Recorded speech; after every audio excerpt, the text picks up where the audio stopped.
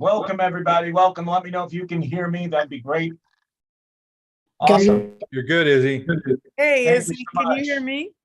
I can hear you great. I can hear you great. Thanks so much for that. I'm gonna have everybody mute off for now, just in case of any background noise. And then I'll unmute you as you present. Let me do that. Go. Okay. And okay, and we are live on YouTube. If you want to tell your associates, any of your cohorts, things like that, for the folks that are presenting here. So what will happen here is people will be popping in and out. Not everybody can stay on for the whole event. But hi, everybody. My name is Izzy Lozano. I'm with FEP Collaborative. Spaces here. Certainly people as a topic. Just want to have housekeeping.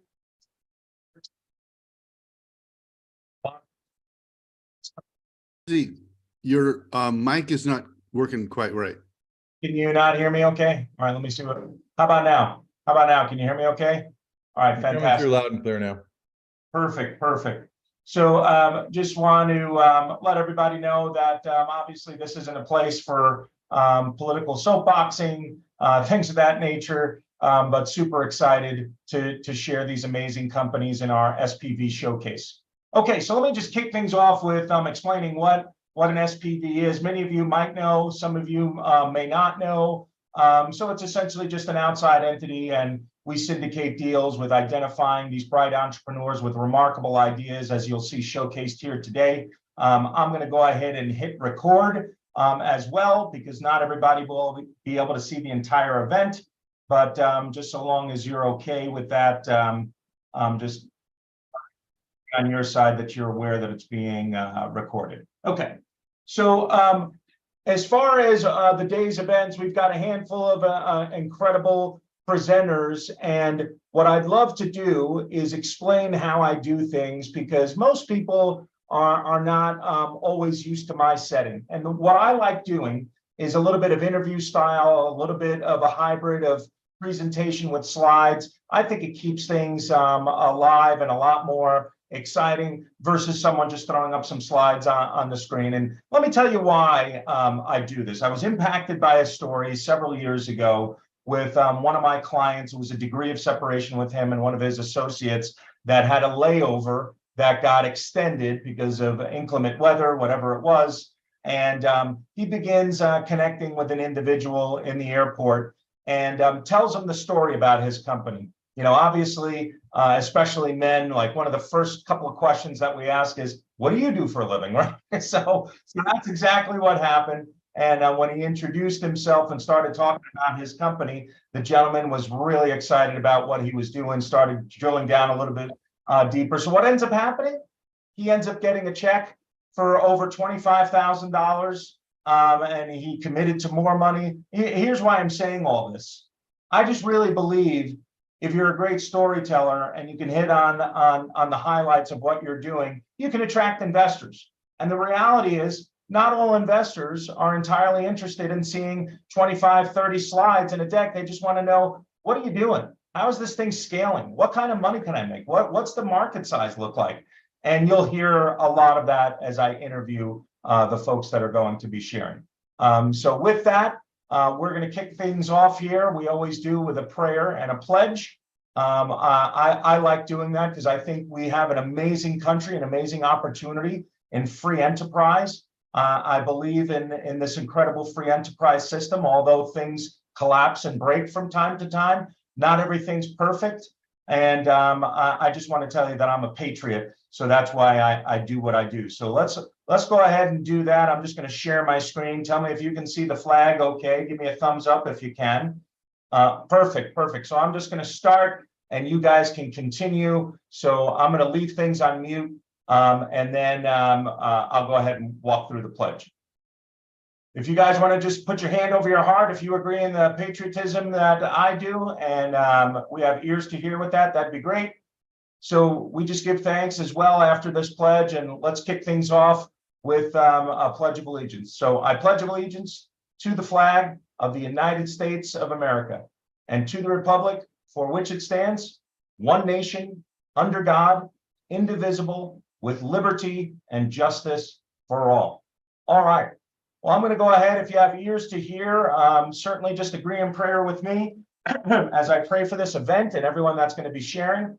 I think this amazing country was founded on godly principles, hence the reason why it's printed on every dollar bill that you see. So let me just go ahead and do that, and we'll kick things off.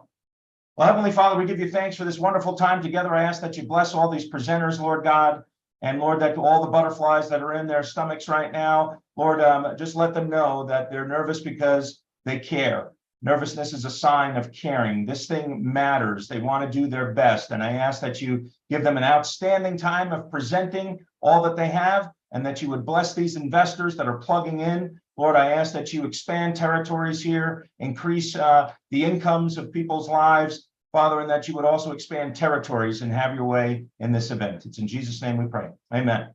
All right. Well, I'm going to kick things off with my good friend and associate. And I have to tell you, Mary, I told you the other night how exciting it was. I'm going to go ahead and spotlight you, how exciting that was when we were able to share about the iView at the event that we were hosting. Folks, I'm a coach, a wrestling coach. I'm very involved with my kids' football team and wrestling and all that. And in any event, Mary's got this remarkable device that she's brought to the marketplace called the iView. And Mary, before we kick things off, and I know Steve and you are going to be doing some presenting, I just want to hear, and I know investors would want to hear, what was the impetus of all this and how it began with the iView? Well, thanks for allowing us to talk about that. The iView was a combination of realizing that binocular viewing and photography haven't really changed in well over 100 years since they were invented. And we were at our daughter's recital, and when she used to do dance, and we would watch her while we're trying to capture and just absolutely feel like we're missing the moment. So my husband and CTO, Art Schulenberger, designed this product. He's an engineer, mechanical and optical engineer, and he basically came up with this invention of combining the binocular viewing with the camera, with the point and shoot camera of the smartphone. So I'm excited to share about the platform that we're building around this and the exciting market opportunity. Awesome. Go right ahead, Mary. You can share your screen at any time. Okay.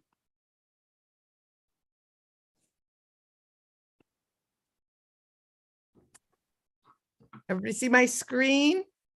Yes, ma'am. Terrific. So once again, I'm Mary Schulenberger, and I'm founder and CEO of Parlay Innovation, where we're transforming, literally transforming the personal photography and viewing experiences at live events, things like concerts, sporting events, air shows, and much more. About us, I'm an experienced entrepreneur. We have experienced and successful entrepreneurs, including Steve Kelman, who's going to be with me today. He's been the former CEO of SoftBank and many other companies that he's taken from startup to IPO and mergers and acquisitions, and we have a fractional CMO, Sandy Barger from Disney, who has brought hundreds of products out into the marketplace. We also have world-class engineers, including Kuldeep Halba, and I've already talked a little bit about Art Schulenberger. And getting right into the problem we're addressing is that spectators at live events, they want a better viewing experience. Most are so far away and they can barely see anything, even if they're in a suite. I mean, if you've ever been in a suite, you know, you're usually far away. You end up just looking at a TV screen or the Jumbotron. Not ideal. And when you're at events, how many people have seen this where you're holding out your phone at arm's length and blocking your view with your phone because you're trying to capture? We believe if something is worth capturing, it's definitely worth experiencing it. So we're introducing iView. It's the world's first immersive smart binoculars. The iView works with your smartphone. You download the app and you simply slip it right in and you're ready to go. We have a proprietary touchpad on top that maps to the heads-up display. You're essentially looking at your phone screen in high definition. Our optics magnify the phone screen, so you're seeing everything up close as you zoom in, view, capture, and live stream. And we're bringing in our platform the live feed overlay of stats and scores and much more. I'd like to, at this time, introduce you to Steve Kelman. Thanks. Well, so what I'm going to do is take you on a little journey, not a customer journey, but a little journey of what this is and isn't, and why it got very interesting to me as an investor. This is, not the type of thing that fits, if you will, SoftBank's normal purview. I became incredibly enamored with this because I experienced the very thing that Mary was talking about when I had a granddaughter run up to me after actually again a recital and say, Papa, did you see me? And when I lied, I got it. I figured out why this was important so people don't miss the event or have to make or take a decision between watching what they came to see or recording it, right? Because that's what's been hard about this. And so in terms from an investor point of view here, this is one of those new categories because we're in a sense, again, very much transforming the way that we've done something in the past. So that said, it's hard to say, I know that this market exists. We can all agree that it's an interesting problem. We've had our hand shaking at the end of our arm, trying to hold up a phone. So what we've done over a period of time is conduct thousands of one-on-one interviews with very, very high resonance. We can get into specifics, but I'm using those words because they are translated factoids, okay? Further, what we've done is talk to sports is just one of our very first areas of endeavor here. As you can well imagine, I've talked about the idea of, recitals, but, whether you're talking about parades, other activities and so forth, this, there's tons of activities out there. So, we've talked to a lot of the pro teams, and a lot of interesting stuff occurs with teams at the professional level, as well as all the way down to the, I'm the parent of a kid, which is really our first target market, is parent of kids in sports, all the way up through, pro sports is the first two significant market opportunities here. So in pro sports, they're really trying at the team level to figure out how to engage fans. We're watching millennials walk away from live experiences. People are afraid of, or both afraid because of the COVID thing, but really, the venues are getting too big in a whole lot of ways. And the whole notion of that engagement is how we began looking at the things that could be brought to bear here. So, for instance, if I was watching, Jimmy or Roger Craig, doesn't matter. I'm taking a name out of the past. And I wanted to tap on something on my iViewer that said, launch this,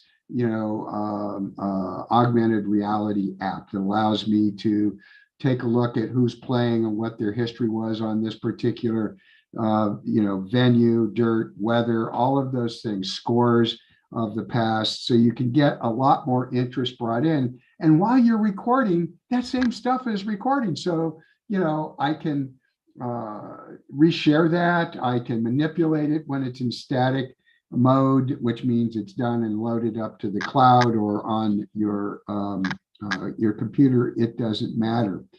But you can see how that starts to get things really engaging, all the way down to, identify that bird, that's over there, and what it's, and maybe some interesting factoids. And all of that stuff are opportunities for other revenue streams. That's why I characterize this not as a hardware play, but in fact, as a platform that has numerous revenue streams, including SaaS, and even buying by the drink, some of the stuff that I'm talking about. So I'm wandering off of the slide. I hope you don't mind. I'm a great riffer. So heading back to the notion of having spent a lot of money on third-party verification of what we're doing. So they verify through independent study. We fed them no data relative to what we had done, and came back with, number one, parents of kids in sports. Number two, that live venue that Mary mentioned, especially in professional sports. There are many others, but I'm not here to talk about that. Our only takeaway as investors are that I don't rely on one area for success. I have multiple market segments. Moving on, Mary, please. One of the interesting things that came out of this that bowled me over was because I was looking at, is Apple just going to do this, or is Google just going to do that, and so forth. And even and by the way, this is just last year.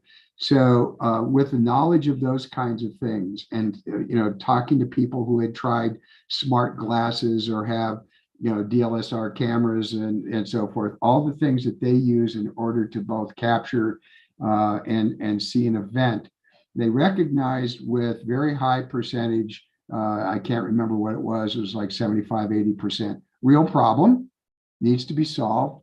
And when you look at our bar chart here, your takeaway is, I don't care about that other stuff, it doesn't solve the problem, okay, that I'm trying to deal with here. So that was very, very important to us. Moving on, Mary. So what that translated to was very interesting when we moved on to a quantitative study that resulted in, if you just, in fact, Mary, go to the next slide for me, Yeah. if you would. 124 million households in America alone. People that make enough money for this to be interesting, Apple, Samsung orientation for right now, although the product does work with other platforms or other phones, but that's just the market data we're dealing with here. When it was all said and done, that there were 10 million households that had a very high proclivity. And if you let your eye wander down to the stuff in bold, 55% were extremely likely, meaning 80% plus probability, according to the study that we paid for here, that they would purchase this once it hits, once they know how to get hold of it over the course of the next 9 months. Well, the mind blower about that is that the sum, not a SAM, the sum is $1.75 billion by itself, not including the ancillary revenue over time. That got me kind of hot and bothered, frankly. So let's move on here, okay? Because I know we're short on time.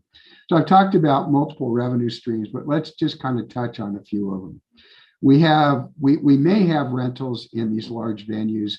I consider that a complex issue, but it is one of the ways to get people familiar with the product. We are D2C, and that's all through web. We won't touch things like reseller channels and so forth until we have tractionable evidence, moving on. And then, the multiple apps, subscriptions, and so forth are what I think create that long-term sticky relationship. There's opportunities to advertise, even tag the actual hardware itself. You could do it with streaming across the bottom in the app. and so forth. So all of that said, let's again move on, please.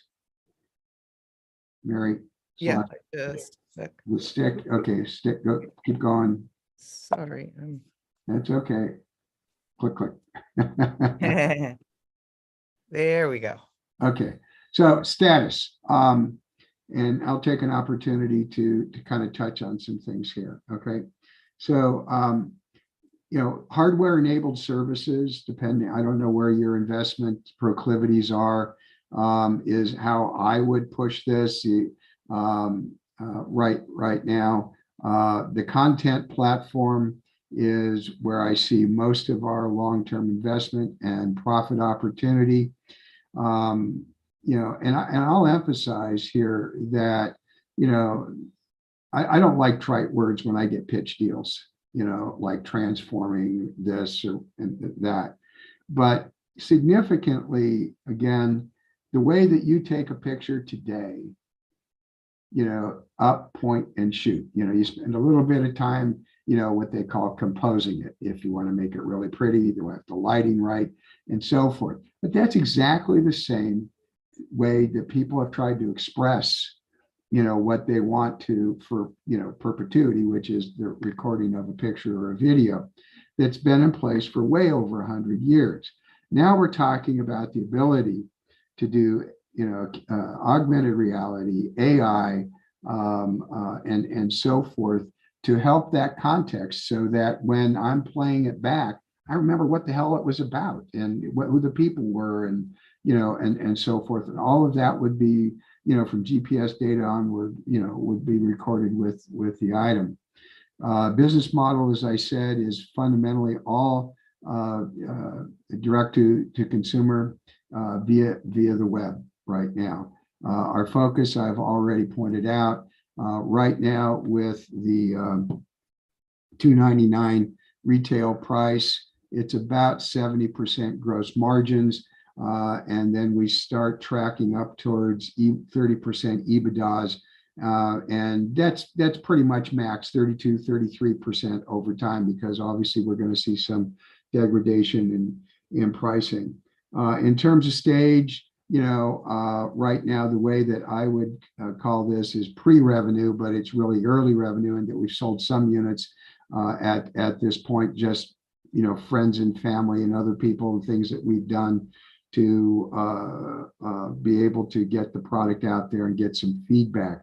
Importantly, right now, we are looking to finish off our seed, and that what we're going to use 100% of that money for is to get proof of take rate. So that's the test market portion of things. We'll take that out to a Series A, and this will obviously be all alongside of SPV activity. This should give you a very interesting opportunity for a markup, because at that point we will have proof of take rate as well. So, and we see that Series A being a minimum of $10 million. And I am actually working that with Mary right now in parallel to this finishing off this seed thing, so we can get proof of take rate. So you know, again, you know, that's you know, I think a pretty good picture of where we're at. Be happy to field any questions.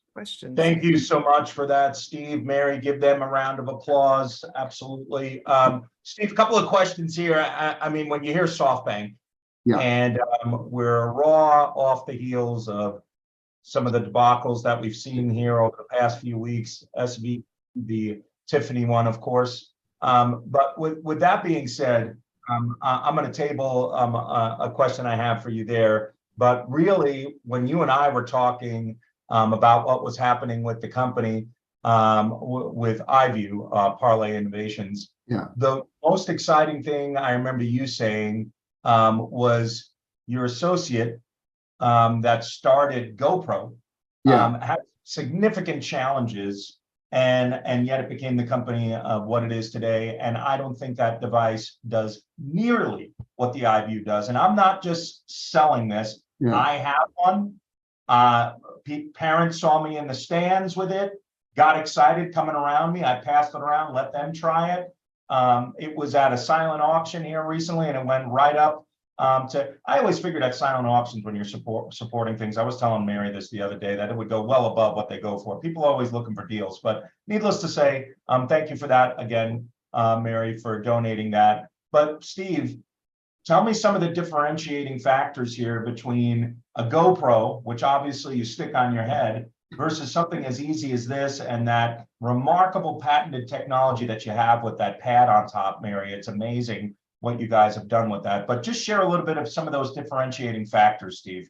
Okay, that would be great. And that's actually a great question. And I'm probably going to give a little more than you were asking a question about here. So first off, as a product, that type of photography is called POV, point of view photography. So if you stuck to your head, your handlebars, you tip your surfboard, don't care. That's your point of view. Yep. That's what it's designed for. It's what it does well. That's great. Okay. It is not designed. In fact, it doesn't do a great job because of its angles and so forth of doing what we're talking about here, which is commonly known as the spectator point of view, the most common form of photography. You have the whole idea of the selfie that's unto itself and so forth as well. So this is spectator view. The notion of what Nick does with that company is it's very hardware oriented. This is where I'm going to volunteer a little bit more information than was asked. And as an investor, they went about life saying, this is all about hardware. That's the biggest mistake they made.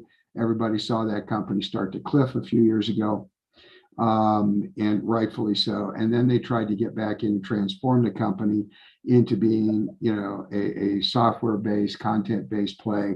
And that's not what it's, it's just too hard to take a company that big at that point and make that kind of a change. So back to it. The things that we're talking about here is just a simple item that, can hang around your neck that, and by the way, weighs less than your phone. Yeah. That was a very important design criteria here. It's super light. And so what, specifically and very importantly, GoPro is not, something that you're going to look in the back of to watch an event while you're recording. There's nothing, it's a little teeny screen, just like your phone. When you have this device up to your face, resting, across the tip of your forehead, so it's very stable, you're actually looking at what appears to you as a high definition, about a 7-foot screen, the way that we can measure, the way optics work, right in front of your eyes. So you see more than you would with your natural eyes. You don't miss anything. And again, you can record concurrently. And that's the most important thing I can say about the product. Mary, I don't know what you want to add about. No, I think you've done a good job. I mean, one of the areas that we're totally focused on is youth sports. It's such a huge market, and it's where our marketing data told us was such an important. I mean, that's where it resonated the most. How many times I've recorded the wrong kid on the football field, thinking that was my son? Yeah. So I mean, this thing is remarkable. And with that said, on the technology dev sprint that you're on, and certainly that's not something that's right here available. And forgive me if I'm letting the cat out of the bag a little bit, but some of the things that you're doing that are coming in the future with this technology, like knowing where the line of scrimmage is, because you can see it. You don't get that when you're at a youth sports game, nor do you get that. You don't get that when you're at a live. And that merits when I'm yelling, "Oh, that's a bad spot, ref." So you'll have the line of scrimmage. You can also, I know that you're talking about this, or I should say, you will be able to also lock in on some of the numbers, right, where you can start seeing where are these players. Tracking. Yeah, image tracking. Yeah. And to add to that, let's make it simple, right? You can record the elapsed time from home plate to first base.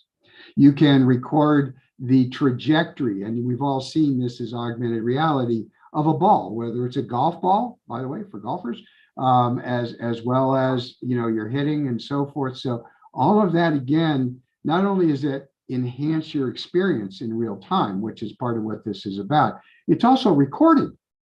So all of that stuff's in there, you know, when you want it. So And we're already able to, just with our MVP, is the product as it is in the app, you're already able to live stream to YouTube and Facebook Live, and we've also done proof of concept for Zoom. So imagine having a Zoom meeting like we have here, but being able to switch over to a live game where somebody in the stands is showing you what they're showing their kid making a touchdown. yeah. Absolutely. Well, Mary, Steve, thank you so much. I truly believe that your product is going to become a household name. Just the way GoPro really took off, it had its struggles in the beginning. Listen, bringing something to the marketplace is not the easiest thing to do. And yet you guys have invested so much money in just getting an idea of what the take rate is going to look like, how people feel about this product. I've experienced it. I've seen people get excited about it. So I have no doubt that's going to continue to flourish. So help me give them a round of applause. You guys did a great job, and I'm excited to see what happens in the future here with investors taking interest. Okay.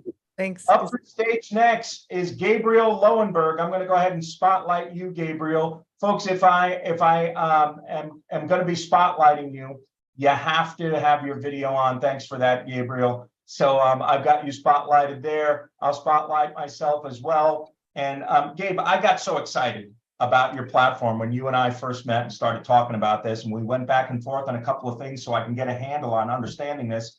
So without me trying to explain that, let me just tell you the excitement of what you can do with this platform. Hence what's becoming very in vogue with the Robin Hoods of the world and, you know, things of that nature, just inviting in the everyday investor, if you will, not the super sophisticated people that, Reddit tried to turn the tides on with GameStop, nothing like that. You're just saying, hey, here's things that you can access.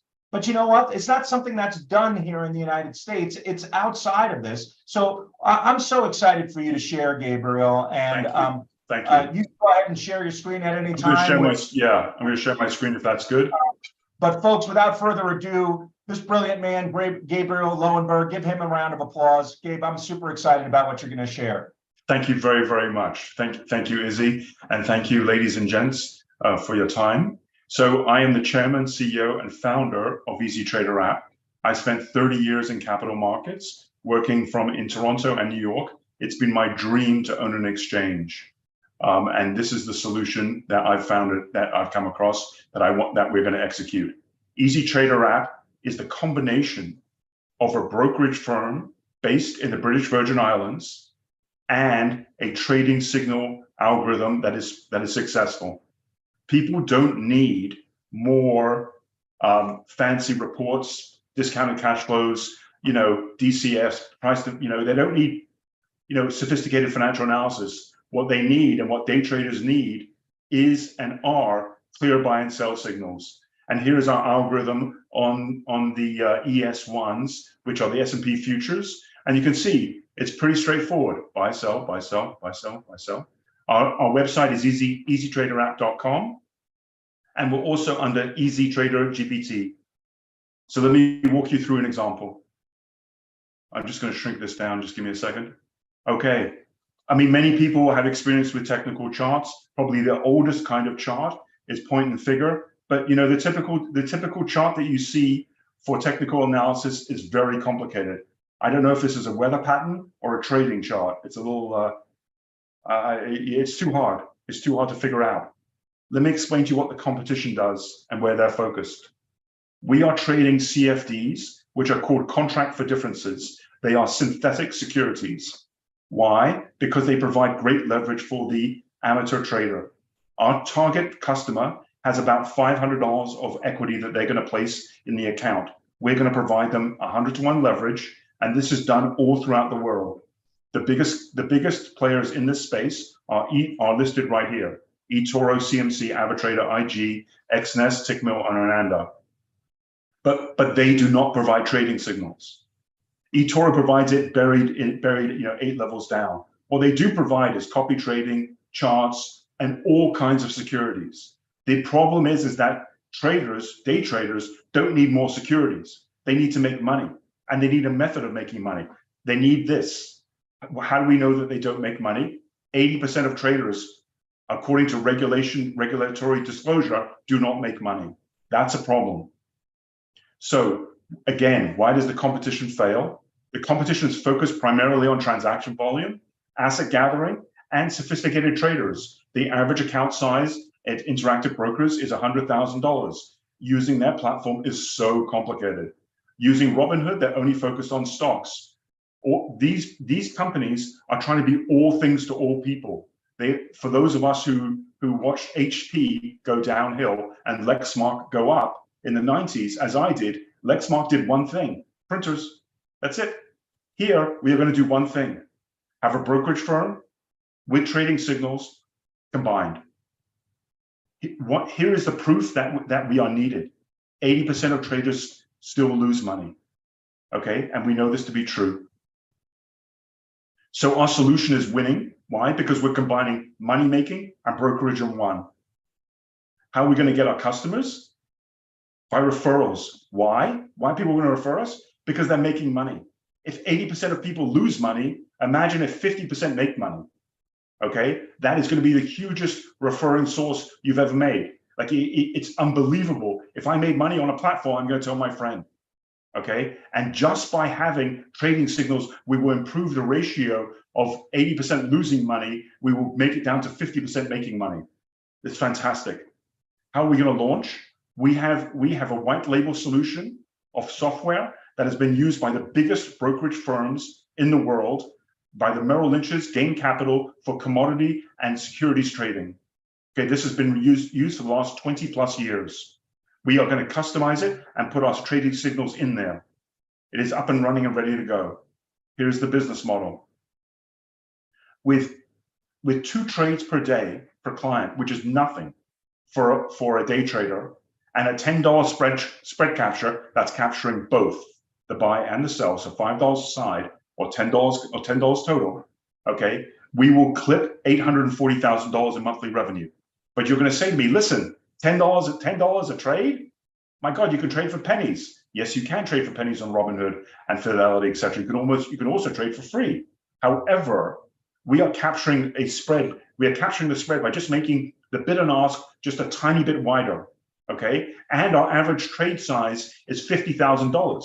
But you said, so let me go back. You said it was going to be $500 of equity. But with FX and other securities, because we're based in the British Virgin Islands, we can give people 100-to-1 leverage. So $500 equity with 100-to-1 leverage, it's $50,000 trade size. For a $50,000 trade size, we can capture $5 in, $5 out. That works out to $10. That works out to $10 total. I've just highlighted it there for everyone. 2,100 clients, $10 a trade, times 2 trades a day, times 20 trading days, $840,000 of monthly projected revenue. Here's the market size for CFDs. We are trading CFDs, are synthetic securities that are settled within the software. That's why we're based outside of the United States. We will be based in the British Virgin Islands.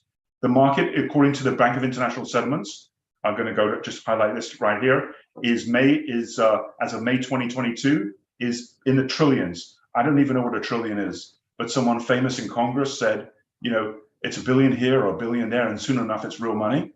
I forget who said that, but here it's in the trillions. I can't fathom what a trillion is. Here's our forecasted revenue: 2,100 traders, $800,000 of revenue.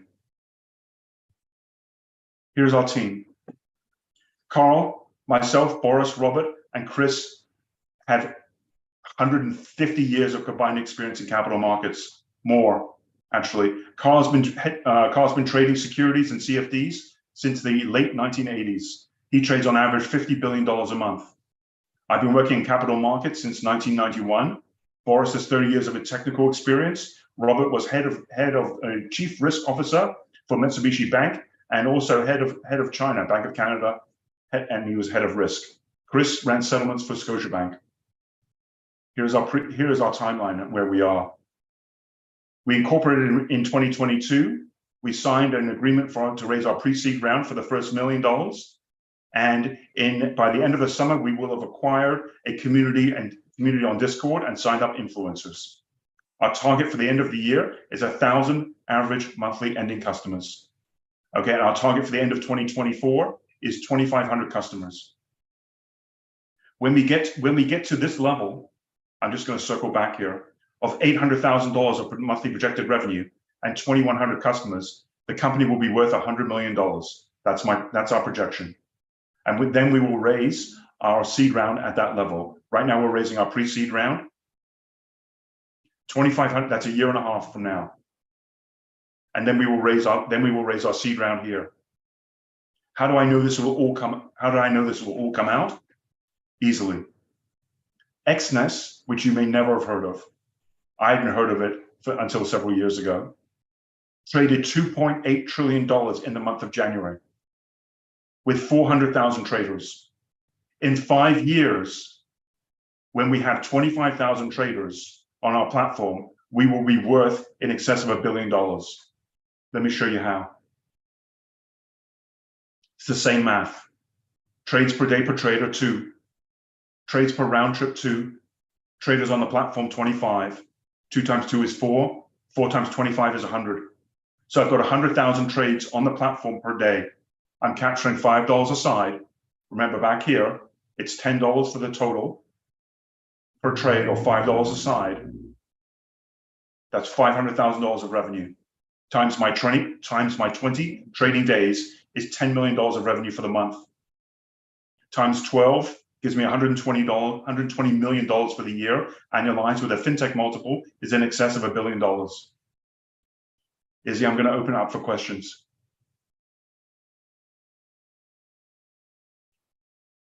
So one of the most remarkable things, and give him a round of applause. I mean, you went through this so quickly, Gabriel. I think it went over a lot of people's heads, but I want to drill down on that a little bit further, because one of the things that I was confused about is, what does this market really look like? I mean, how many people around the world are trading using CFTs? Could you give some perspective on that? Because I think the investor audience needs to hear that. That's a great question, Izzy. Thank you very much. You know, most people are not familiar with CFDs in the United States, because CFDs in the United States are not a legal security. So we will not be taking on US customers and Canadian customers, because CFDs are not deemed a legal security by the Securities and Exchange Commission and by the CFTC. However, globally, there are millions of customers. And for example, if you go to one of our competitors called GetBucks, they have 2 million customers trading CFDs. This is a European and Asian thing, which is why we will be headquartered in the British Virgin Islands. XNES has 400,000 customers trading $2.8 trillion in the month of January. Those customers are global, okay? And they have no problem onboarding them, which we will do the same. It's just that in America, we never heard of it. That's right. And when you and I first started talking, because you had been on this due diligence for years, and I love how you're bringing your dream into focus here. That's so awesome. But what I didn't understand was truly, what does that market look like?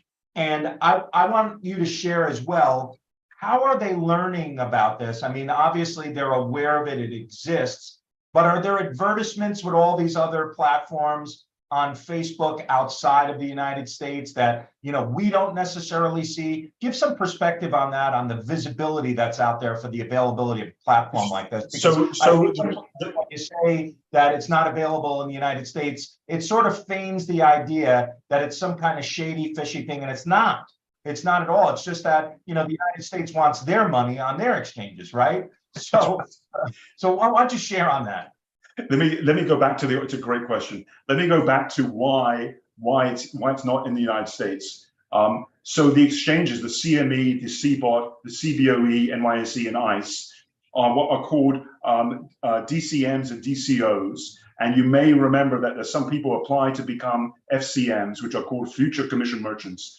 So in the United States, it is a regulation that all trades be settled on a designated DCM or DCO, which is why it's not in the United States. But in Europe and in Asia, this is as wide as ever. Okay, it's all through Asia and all through Europe. CMC Markets, 60,000 customers. IG.com, hundreds of thousands of customers. XNES, 400,000 customers. It's not that people don't advertise and the community isn't advertising, come trade CFDs. They're not doing that. They're just saying, come trade a security. Come trade Apple. Come trade the S&P 500. They don't say, come trade CFDs. Right. The word CFD is buried in there because it is synthetic. We make the security in the software. Okay, and it mimics within the nanosecond, millisecond through these liquidity providers, such as called 1-0 and Colossus is the other one that we're going to use, and they mimic security down to the millisecond, down to the cent, and that's how we capture a bit of money, $5 a trade on each side, and that's how we make money. You know, in terms of exposure, it's not a traditional Facebook thing. The algorithms are advertised on Facebook. For example, if you go to Lux Algo on your browser, and then you go to Facebook on the same browser, you will start getting adverts for Lux Algo because they're very coordinated, and rightly so. But in Europe and Asia, it is come trade on our platform, make money. So what our marketing strategy is, come trade on our platform. 50% of our traders make money. More traders than anywhere else will make money on our platform. Why? Because we have signals. Other people don't provide trading signals. That will be the growth engine. That was my next question is, can you explain how you're doing this for the, let's call it the everyday Joe trader around the world that doesn't have millions of dollars in liquidity in the market, has, like you said, $500, but you're teaching them, right? So it begs the question, if you're teaching them and 80% of these transactions are falling in their favor, well, that 500 is going to scale, right? And your numbers, which are very conservative based on those $500 increments, what happens to the lion's share of these people? Let's dumb it down to a third of that 80%, grow their account to $2,500, right? How many transactions are you going to see where there's a lot more money? You know what, Izzy, like we can do the numbers and we can grow them exponentially on the spreadsheet, but I've tried not to do that because I believe that past 24 months is not a valid projection. That's the first thing. The second thing is that our average account size target is $500, $800, $1,000 max. Now, when those traders get to an account value because of success, because they've got $5,000, they've got $10,000, and they want us to give them 100-to-1 leverage, we will not do that. So as their account value goes up, okay, their leverage will go down. Therefore, we will reduce our risk and exposure. Okay. Also, I should say that the leverage goes down at the close. So you can have 100-to-1 leverage intraday, but at the close it could be 2-to-1. Or 3-to-1. That means that people have to close out their trades by the end of the day. Why? Because the most risk is overnight. Yes. Like we don't want to gap up or gap down and be exposed because we're on the hook. Okay. You know, it brings up a great question, and the platform that you had introduced me to with money transactions similar to Venmo. What is that called again? Patreon? I'm not sure which one. I'm not sure. I forget. Where you can send Veeam. So, you know, with all these other ones here in the United States, like Venmo, like Square Cash, like all these, what they do is they start telling you, hey, you got cash in your account. Do you want to do a Bitcoin transaction? Do you want to buy some stocks? Tell me a little bit about the future of what's going to happen with Easy Trader, maybe partnering with those platforms, just so the investor ears out there can hear, you know, it's not just this that, you know, I know you've got a multiplicity of things and the technology dev sprint is certainly there. So can you speak to that a little bit, the availability of those transactions? So you're just to clarify the question, to be sure I answer you 100% correctly, and focus on giving you the exact answer that you're looking for. You are interested in the breadth of transactions? No, Or- what I'm interested in is if you could share their plans for you to partner with the Veeams of the world, with the Venmos of the world, where there's money sitting in the account and around the world, that is, that you could say, hey, have you considered, doing a transaction here? 80% of our transactions, are winners. So that type of thing, partnering with strategic alliances, that type of thing. So the most important strategic alliance, and I need to emphasize this at the beginning, is a company called Fireblocks. So Fireblocks is a institutional grade custodial platform used for holding crypto assets, and with those crypto, and we will control that internally. So when clients deposit funds into the brokerage firm, they will be depositing into a Fireblocks white label solution. Fireblocks is used by Goldman Sachs and JP Morgan, which of course everyone's heard of. So yes. So once we have that in place, and that is that's part of the program, we will then reach out to people who hold cash, like you suggest, Izzy, in their accounts, like Veeam, okay, and reach out and get those people as potential customers. But most of our customers are going to come from Discord channels, okay, and trading communities where they are exchanging ideas using signals already. There are many of those communities already for sale. But this is the part of the reason for us to do the pre-seed round is that we need a private security to issue these people $5 million of private stock. Okay. For example, I'm in communication with one community. There are 35,000 members on that community. Our projection for $800,000 of revenue and a projected $100 million market cap is only based on 2,000 users. And that's going to grow quickly.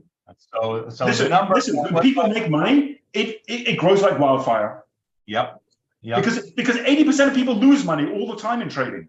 It's a disaster. That's right. And here's what I was attempting to do here, Gabriel, is not to make it sound like you're putting these pie in the sky numbers out there.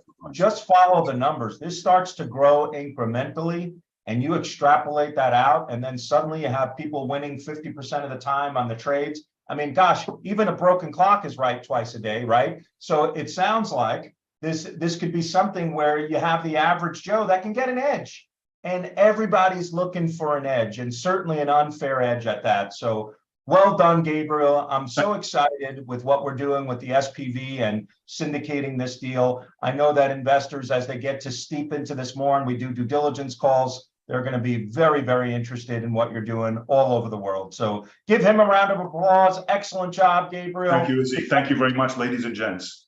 Thank you very much. Up next, we're going to be bringing Tom Allen to the stage. I'm going to go ahead and spotlight you. Here we go. How are you, Tom? I am great. It's good to see you, brother. Good to see you too. I'm gonna hang on here a second. All right, you see it there? I see it. So, Tom, before you jump right into your story, man, you and I have become good friends. I think you have an amazing platform that just makes things so much easier for business people all over the country, if not the world. Folks, you know what COVID did, how it really birthed the Zoom culture that we're in right now.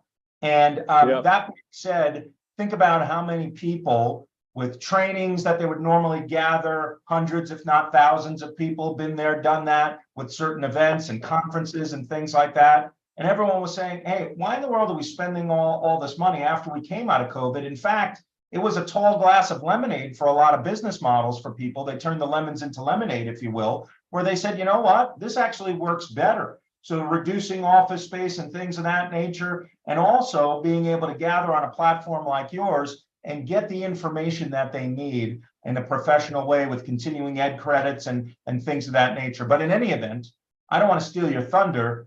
Why don't you give Tom a round of applause here and kick it off, Tom? Go right ahead.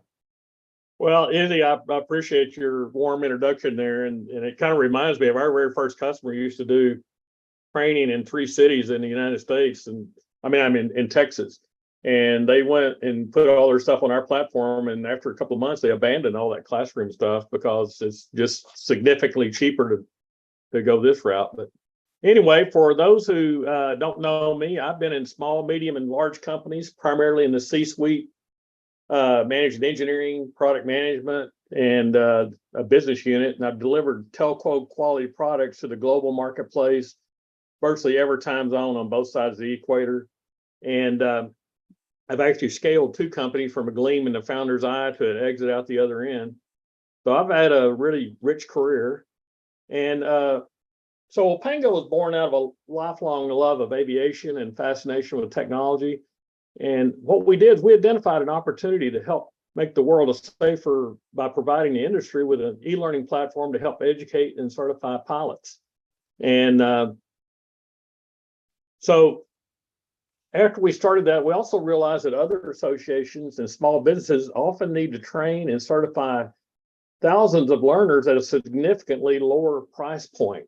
And if you just think about it, having it online versus having a classroom, flying people around, it's just so it's significantly improved the ROI of anybody who's involved in training at all. Now, turns out that you can Google an LMS for aviation, but what we do is we actually manage the LMS. We do everything from soup to nuts. And our customers are people that they're really good at what they do. Like Greg Brown at the Helicopter Association, he says, I'm good with helicopter operations. And I believe that he is. He says, I don't know about content delivery over the web. And he, when I first met him, he was using a different LMS, but he had an emergency and he could only get a 7-day turnaround via email.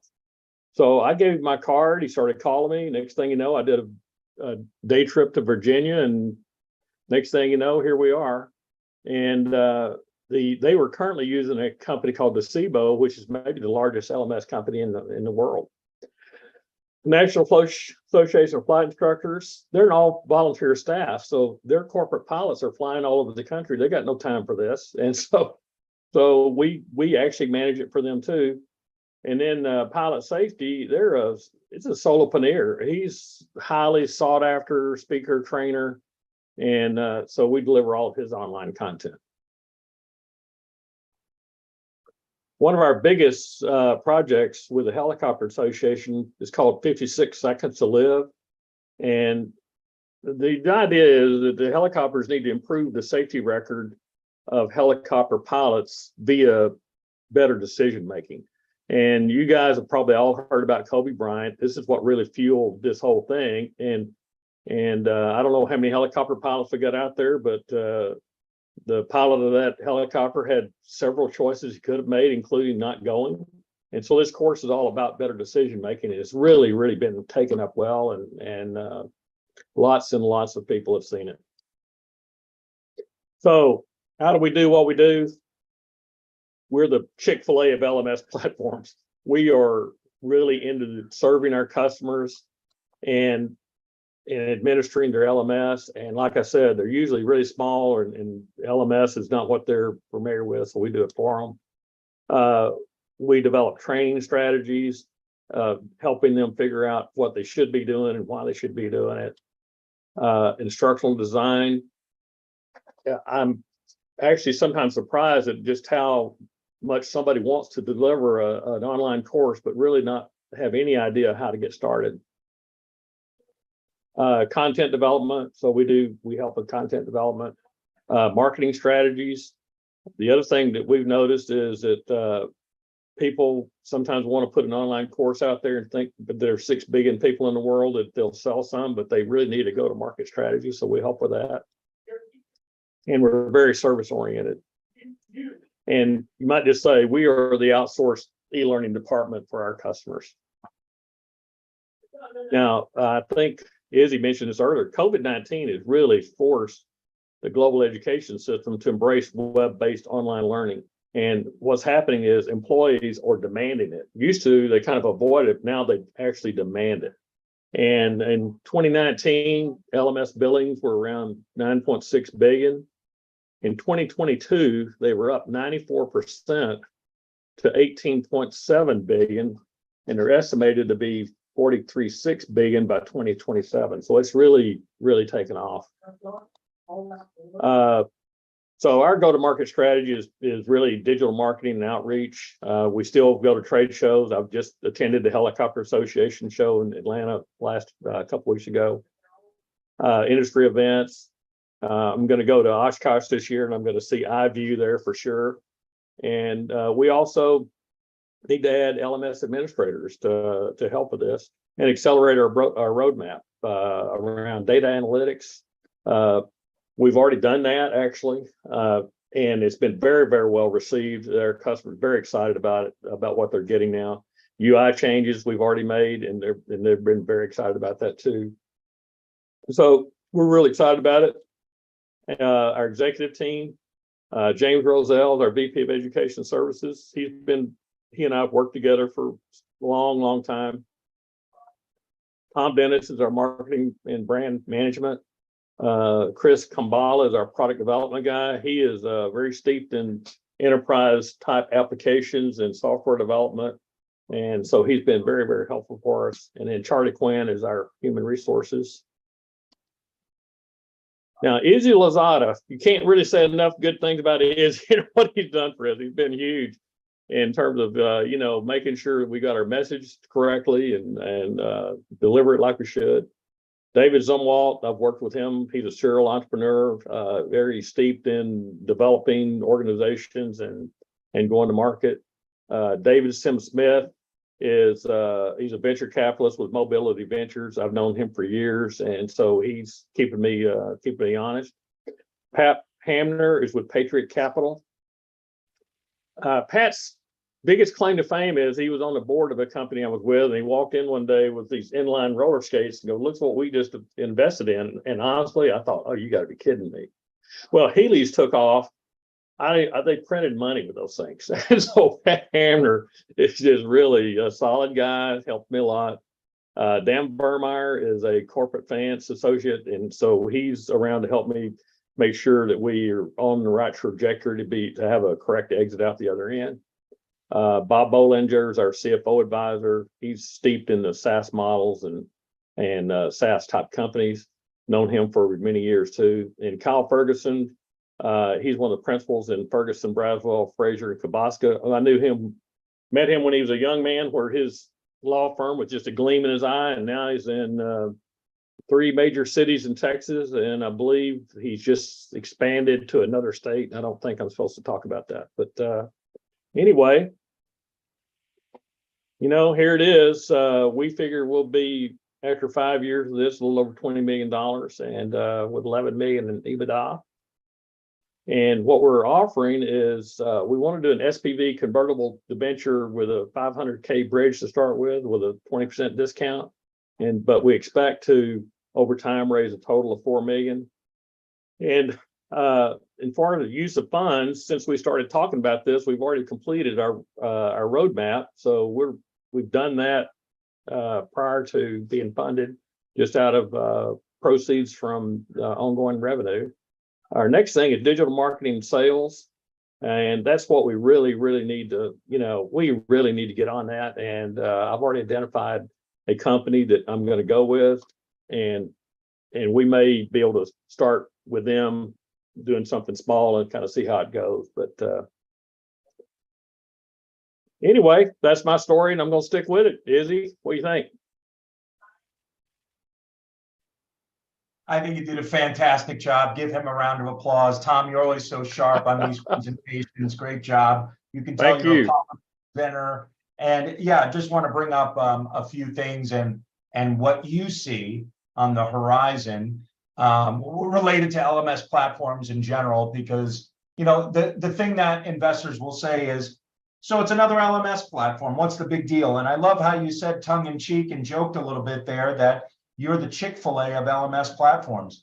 Well, I mean, folks, why don't you think about this for a second? If you're an investor with a listening ear right now, or maybe listening to the recording, think about for a second all the platforms. Try getting customer service even in the chat.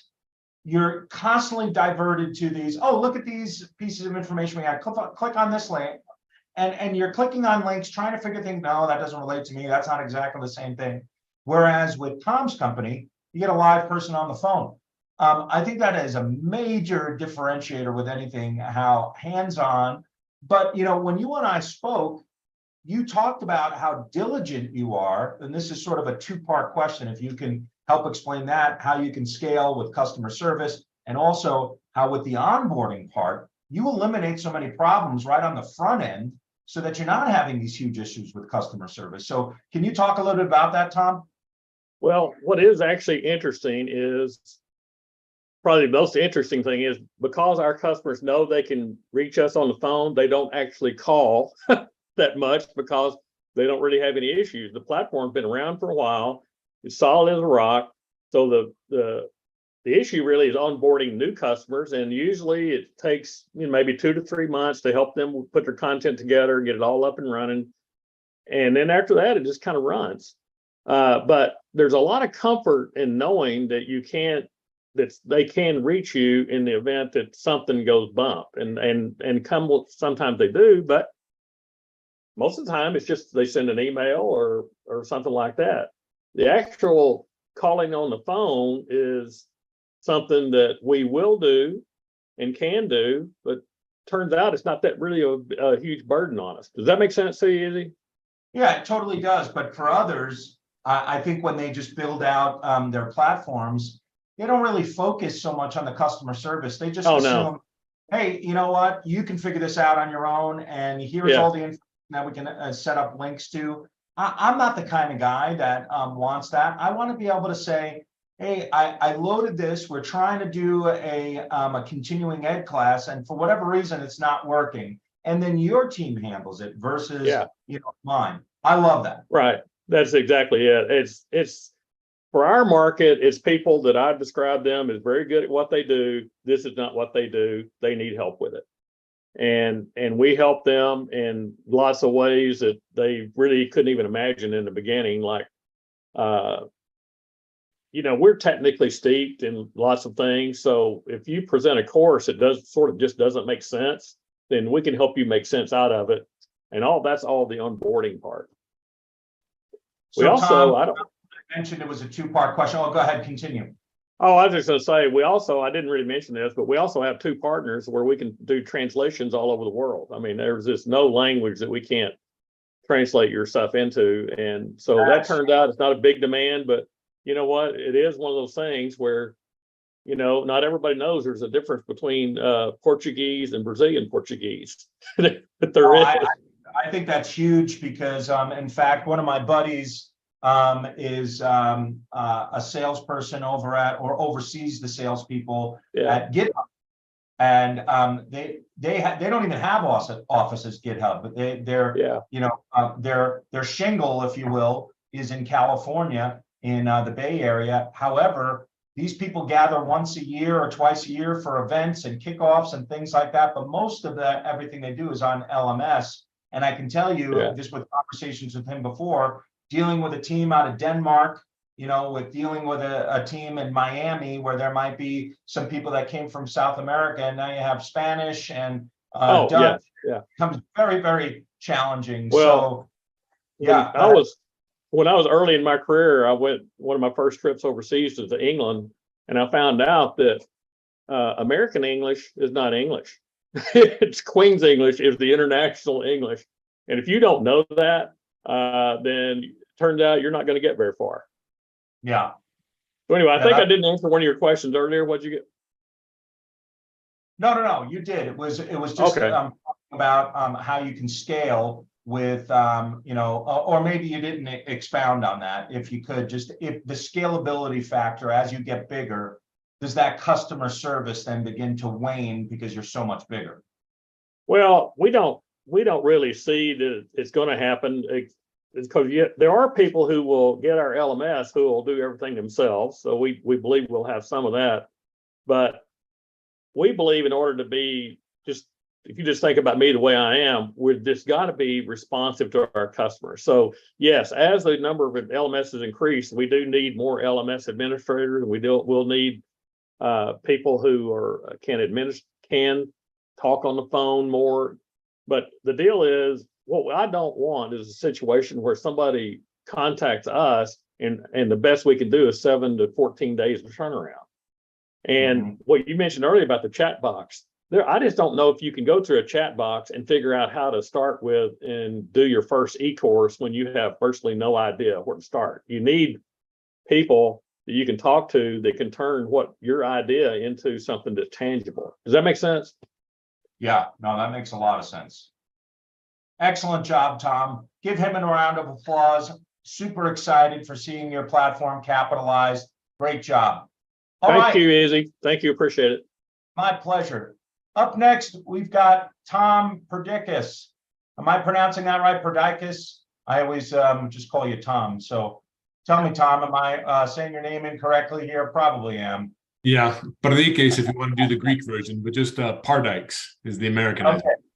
All right. Well, you know, being from New York, and a lot of Greek people there, so I want to make sure I get that right. In fact, I grew up calling what people call over here a gyro. I call it a gyro only because in New York, a sub sandwich that we call over here, we call them heroes in New York. Right. So it sounds too close to a gyro, so it's a gyro back where I'm from. So sorry that I'm butchering that. But anyway, Tom, you've got something that's super special, man. I've got a lot of baseball, family, friends, softball as well.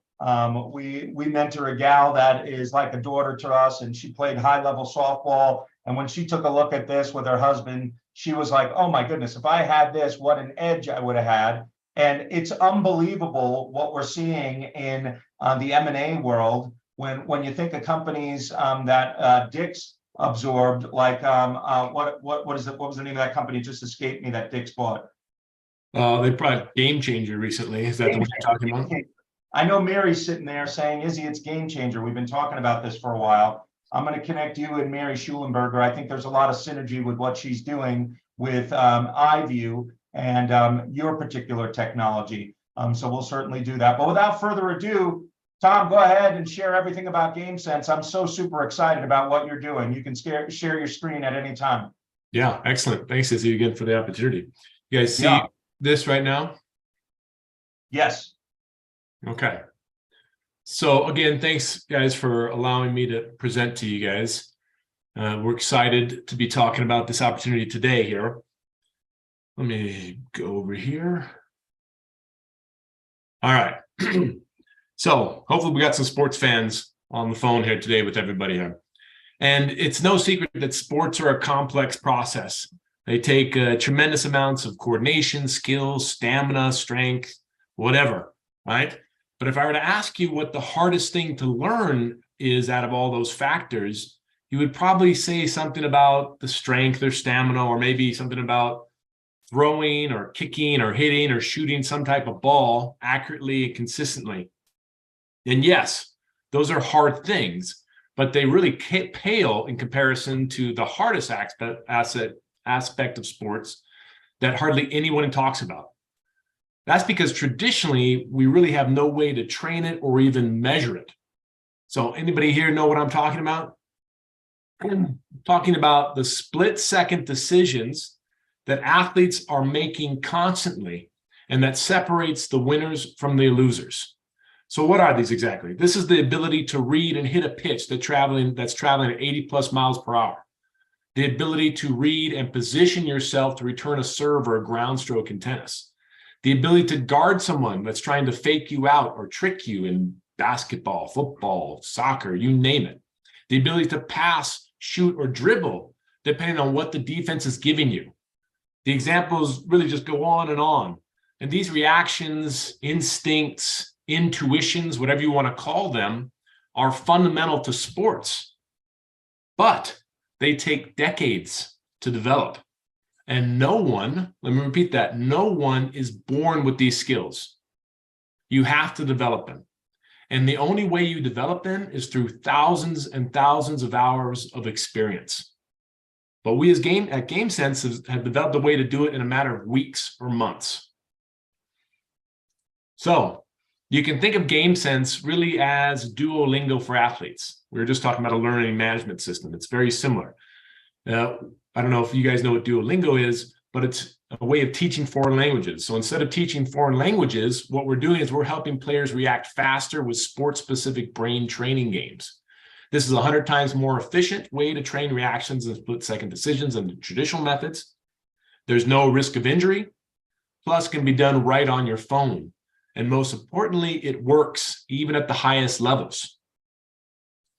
So let me show you guys a quick demo video of what we're talking about, okay? Let me know if you can't hear this.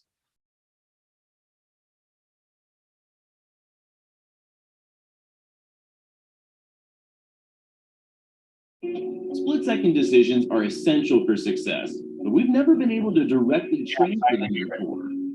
Proven by science and in the field of play, for the first time, GameSense supercharges the critical cognitive learning related to very specific split-second decisions in sports. It works like this. The athlete user interacts with thousands of specialized live-action video clips. The magic happens with mass repetition, immediate feedback, and increasing difficulty. This concentrated brain challenge process enables athletes to acquire critical skills over 100 times more efficiently than traditional methods. Why? Because athletes can do masses of cognitive reps anytime, building their mental database and sharpening critical skills for game time. Gamified learning and virtual competitions make the app fun and engaging. Data and stats enable deep insights for both players and coaches, driving game-changing results. Peer-reviewed science proves it. It's revolutionary and just the beginning. It's no wonder Major League Baseball, colleges, and Olympic teams and thousands of youth players are already realizing the game-changing performance benefits. GameSense, train your instinct. All right. So hopefully that kind of gives you an idea of exactly what we're talking about. These fast, reflexive decisions that athletes are constantly making that we have not been able to measure or much less train that. So what exactly is GameSense? It's an app. It's simple. It's an app that trains and tests sports-specific decisions. And these decisions and resulting actions are integral to success, but are not measured or practiced, like we said. Number one, our approach is backed by science. We are scientists, so we help develop these skills. We're still at some of the forefront of this development of this new burgeoning technology, which is really going to change how athletes around the world change. In addition to that, and probably perhaps more importantly, because no matter what it works, if you don't get people to do it, it doesn't matter. We've gamified this. So we make it fun for kids and adults to learn and continue learning. Plus, we're going to integrate AI, artificial intelligence, into the product to optimize the learning process, to make it fun, to keep people going, and to make it more engaging. In the process, we're building social communities that help players and coaches stay engaged and continue developing. And with even an early MVP, we've got solid traction and buy-in. So this is a pretty rough MVP, but people loved it and they continued to use it because it worked. And in that short period of time, we've achieved a degree of product market fit, as evidenced by the number of customers we have that have adopted despite this early MVP. And it's based on customer feedback, including an NPS score of 66. I don't know if you guys know what a net promoter score is, but a 66 is pretty dang good, especially for a really early product like ours. We know we have a lot more work to do, so we're just beginning. This is part of why we're talking with you guys. But we know also that we're on to something special that is literally revolutionizing sports. All right, but as they always say, you don't have to take it from me. Why don't we listen to what some of our customers have to say?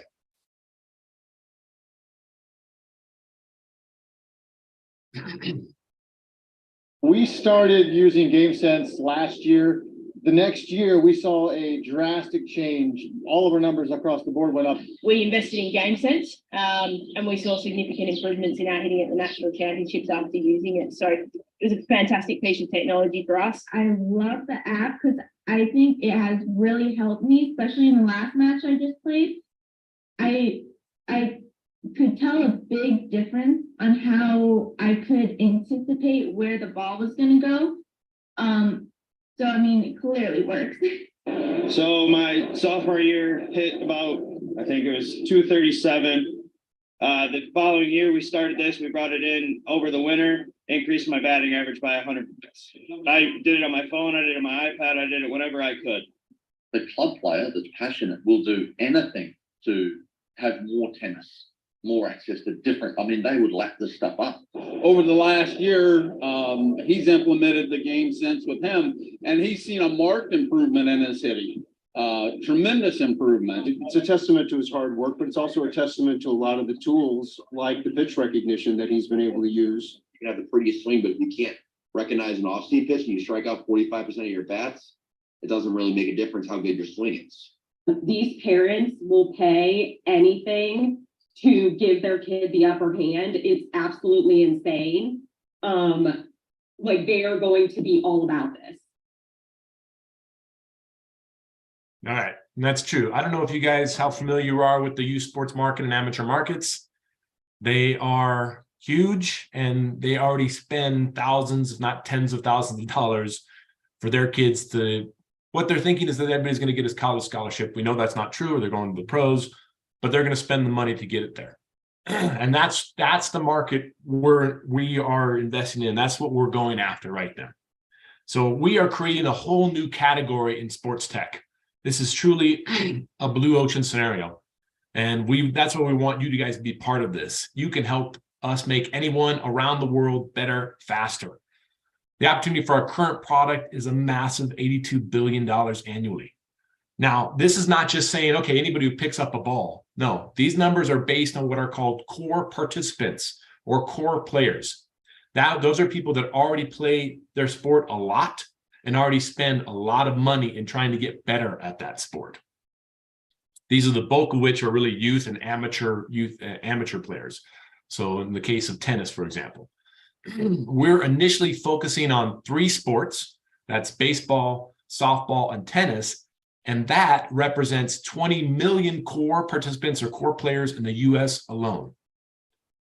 And so for those who are saying, oh, economic slowdown, maybe perhaps coming up, we know that sports is not really usually part of that. Sports is very recession resistant. We love sports. We're going to continue to spend money and find ways to spend money on sports. And if you look at the compound annual growth rate of sports, it's almost 18%, with sports tech growing 3 times faster than the global sports market. Sports tech is a very hot place, and it's just becoming integrated more and more into the sports world itself. So again, this is a huge opportunity, especially when we start to expand into other sports, countries, and revenue streams. So we know we have something that works, that athletes, coaches, and parents want it. The big question with always is how are you going to get people aware of the solution, and how are you going to best get into their hands? And that's where I think our business experience really shines. And we're pursuing a very highly fragmented market with the very large youth and amateur sports market. Fragmented markets present challenges, but they also present huge opportunities. So we are going after this with a 2-pronged approach. Basically a channel partner approach and a word of mouth approach. Over the past 2 years, we've conducted experiments, market experiments, significant customer discovery. And based on that, we believe we have an efficient way to pursue this market. The first one, which we feel the best about, is really this partner strategy or this channel strategy. These partners are people like large organizational groups like tournaments, showcase event organizers, sports camps, federations, sports data aggregators, and they have players who participate in these organizations who are already our perfect customers. These are already serious core players. They are already spending a lot of money, and they're looking for anything that's going to help them get better. Moreover, these organizations compete aggressively with each other. They're looking to add value to their own organizations, so they really like to partner with us. Plus, we can give them a different revenue stream. In addition, the channels, we're starting a flywheel. We know that our product needs to sell itself. So within the products, we're building viral growth mechanisms. That's gamification. The initial games really involve players inviting and challenging other friends to participate in these games. Not only will that make their own learning process supercharged, but it makes the map more engaging, and it invites other people into the system, and they continue to proliferate that as it goes on. Plus, coaches get more visibility, we get more data. It's, excuse me, the platform becomes more valuable as we bring more and more people into it, like a lot of products out there. Just as an example of what we're doing, we're already developing these partner strategies. So we've been partnering with large organizations. You can see some of the people we've already closed, and we're just waiting to kind of activate this. We just released our newest app. So now we're in the process of starting to activate all of these customers here. All together, we're looking at 300,000 perfect customers that we'll get access to. And with these customers, we're not just doing cross-promotional strategies. We are integrating directly into their app, meaning that when they sign up for one app, they automatically get access to our app. So it becomes very sticky. We're not just asking people to sign up. They are automatically getting access to our app. We're getting their emails, their information, and then we're starting to talk to these guys, convincing them to play us and invite other people into it. Altogether, if you look at this pipeline, you're looking at 3 million people, potential customers in the pipeline, and we barely even started this process. So why are we uniquely qualified to build this business and capitalize on this blue ocean opportunity? Well, because our team is really passionate individuals, renowned sports scientists, authorities in the area, like I already said, but we've been working with athletes and organizations for decades. So we are scientists at our core, but that only gets you so far. In addition to that, we are experienced technologists and seasoned entrepreneurs with successful exits. So we know this game, and we know what we need to do to take this company to the next level. At our core, we're a SaaS business. We sell subscriptions and individuals, at least currently, to teams. We sell subscriptions to teams and individuals. We also sell one-time purchases of our standardized cognitive assessment product. And this includes a freemium model that's a limited access for players to try the product and encourage that virality. In addition to subscriptions, we sell our data and proprietary tests to colleges and pro organizations. They are very interested in our data. Finally, we upsell organizations that want access to custom drills. Now, what I mean by custom drills is that they want to see the opponents that they're going to be facing in the future. So we help them film that, and then we can put it on our platform. And pretty much everyone wants to see their opponents. So right now we're working on proprietary software that will allow us to automate that process and people to upload their own videos to the platform, greatly expanding access to everybody. And that'll also bring down the cost to help that expansion to more people and organizations, because right now it's basically just colleges and pros who have that kind of access, because we charge a premium price for that as well. Down the road, we foresee monetizing even more aspects of our products. So online competitions, we can charge fees to participate in these online competitions. White labeling, several companies have approached us about white labeling our product to put it directly on their platform. Licensing fees, app usage, and premium features like stats and content. Really, we just started this. There are a lot of ways that we can monetize this. So how do we get there? How do we grow this revenue? It's really not tough to see. Subscriptions and opponent prep will make up the bulk of our revenue at first. And then we're going to get into virtual competitions, fan engagement opportunities that will greatly expand that. Then either us or somebody that acquires us will be able to significantly grow the business when they expand into other sports and markets. To date, we have been mostly bootstrapped. We've recently been funded by friends and some family and Techstars. We're a Techstars company, but we need capital to really launch this rocket now. With that capital, we believe we can reach 30 million annual revenue over the next 4 years.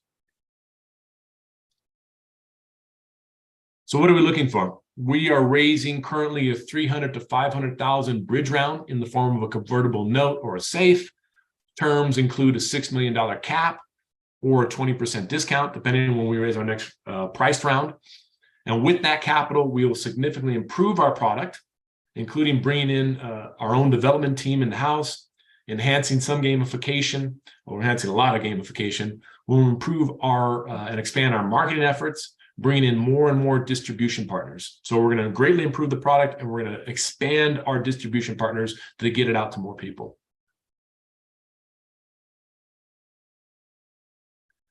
So 9 MLB teams, 130 colleges, 2 Olympic teams, 25,000 youth players. What do they all have in common? They know that split-second decisions separate the winners from the losers, and they want to win. So we are excited to help them win and disrupt the market in the process. We're looking for partners who can share in this vision and help us usher in a new era of athletic training that's accessible and affordable to everyone, and in the process, make a nice profit. So thank you, and I'm happy to answer any questions anybody has. Great job, Tom. Give him a round of applause. You always present well, just the same. And excuse me, what I'm excited about with this platform, if I can share my screen just a second, going back to, I think this was 2016 when the acquisition happened, right? With Dick's buying Game Changers. But here's what I want you to do. Folks, look at these faces. I have some of those faces. I've got 4 kids. Now, thinking about the cost of what you do with GameSense, right? $100 a year for the platform, right? Yep. To give your child an edge, right? I mean, you just look at these faces of what parents spend in camps and equipment and things like that. It's remarkable the value that you get from a GameSense for $100 a year. And a good friend of mine is online here as well, who I had him examine your platform, and he was like, bro, if I could have had an edge like that when I was playing throughout Little League and high school and everything else, maybe he would have went to a better school, and who knows what would have happened with his future. But Tom, why don't you speak to the fact that we recognize that this is enormous, but I know you have some averages. By the way, what was GameSense? I mean, Game Changers purchased for by Dick's. Do you know what they paid for them? I don't know. I don't think they disclosed it. I looked around, I poked around a few times. I didn't see anything on there, but let's just say it's significant, okay? And the partnership has been huge. That being said, what do you think the averages are that parents spend on 1 year between camps, cleats, bats, all that kind of stuff? What do parents invest in their kids if they just have 1 kid in let's just say only baseball? Yeah, well, if you look at what it costs to travel on a travel team, so you're talking about a few $1,000s right there just to be on the team, if not more. What it costs for equipment, another couple hundreds to $1,000. If you're talking about the training that it takes, so you're talking about private coaches primarily. These guys are usually paying anywhere from $50 to $100 a lesson, okay? And though you're going to take dozens, if not 50 to 100 lessons a year. On top of that, they're going to spend another few $1,000s on travel. So you're in per kid anywhere from $5,000 to $15,000 a year per kid. And this is a drop in the bucket. And why are they spending that money? Because they all want scholarships. Everybody believes their kid's going to go be the next whatever. That's fine to believe that. And if you want to do that, then you're going to give your kid the best chance of doing that. So you're going to give them, the best coaching, the best travel, the best equipment, whatnot. This $100, that pays for 1 lesson, 2 lessons. And this is a lot more valuable, I can tell you, than any bat that you're ever going to buy, any team that you're going to be on for a bit. This is something that nobody else has access to right now. It takes so much time to be able to pick up a slider from a changeup, from a fastball. Here, we're going to do it in a matter of weeks. And we know, I mean, back to how much better do you get at this? We see scientifically, we see improvements of 30% on-field performance in just starting to do this. 30%, guys. That's not insignificant by any means. You're talking about going from, like that guy said, 230 Tom, it's not to 330. insignificant, because if I hit a ball 30% of the time, right, and my batting average is 300%, I'm a multi-million-dollar paid professional athlete. If I can increase those odds, I mean, it just makes sense.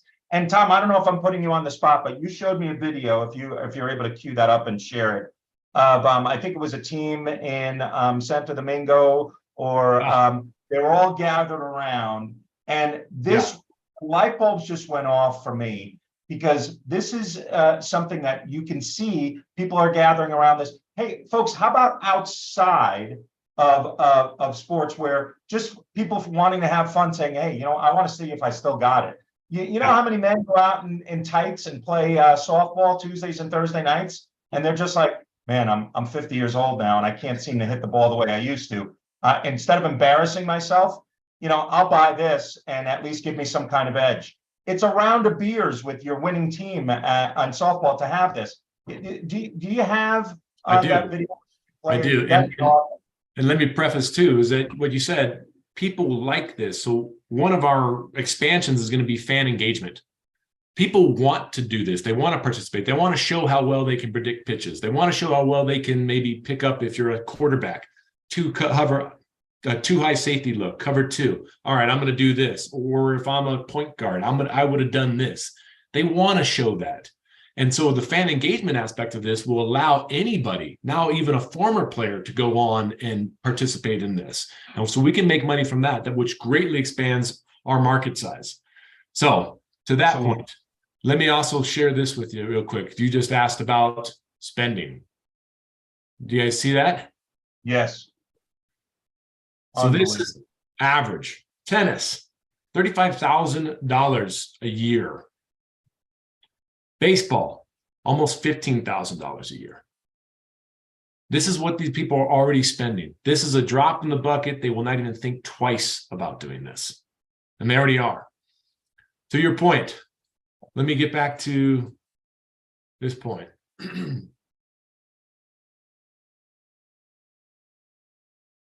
Find that.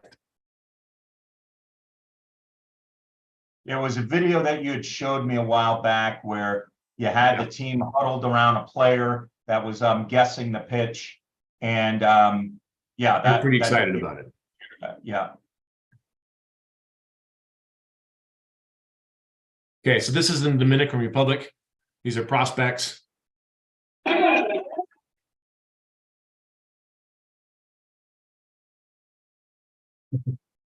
So why don't you explain what's going on here, because the sound is not coming through.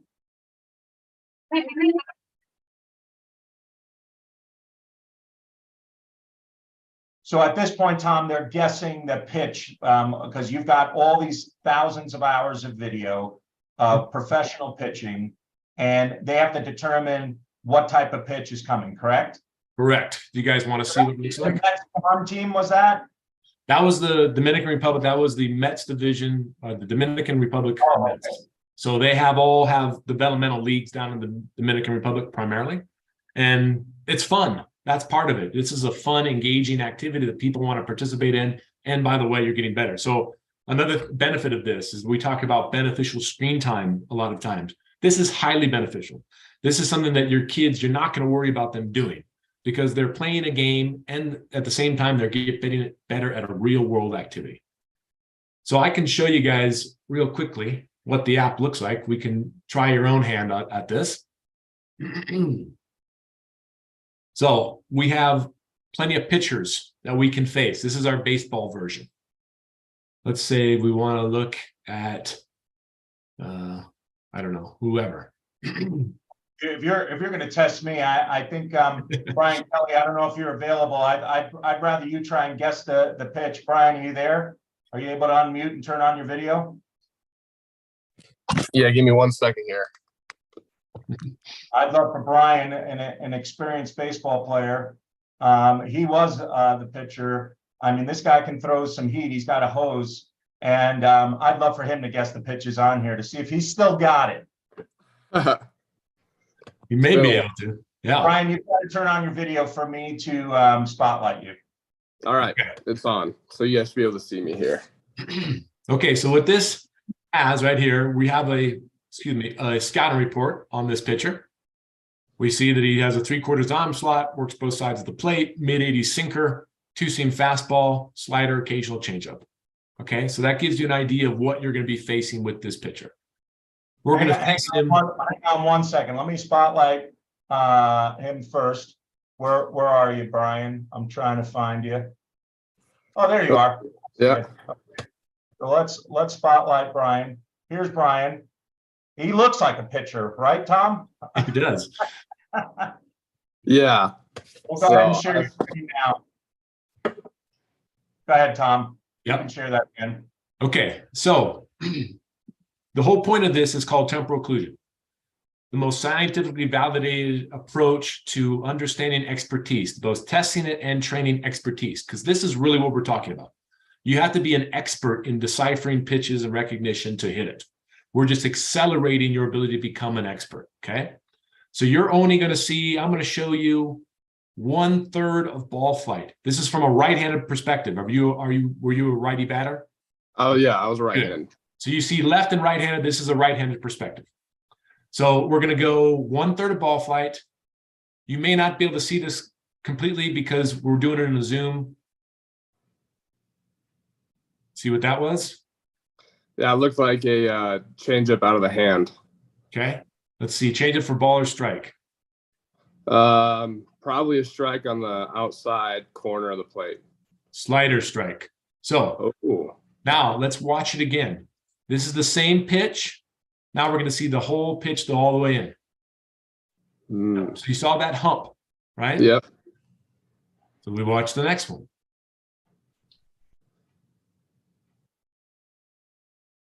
What was that? That'd be a fastball, probably inside up in the zone for a strike. Strike, a slider again. All Oh, right. wow. Let's watch this again. Yep. Wow.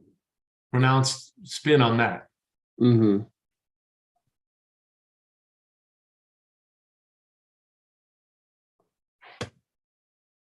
That was a fastball strike. Yeah. That, I know what that looks like. That's what I'm calling. Exactly. So you see that difference. You saw that little pump or that hump in it? That was straight. So now we can watch the exact same pitch all the way in again. There's the heat. Mm-hmm. So this is how it goes. And you see how many pitches have we already seen. So we're allowing you to see a lot more pitches. Maybe that's, I'm going to say that's a strike. Yep. Yep.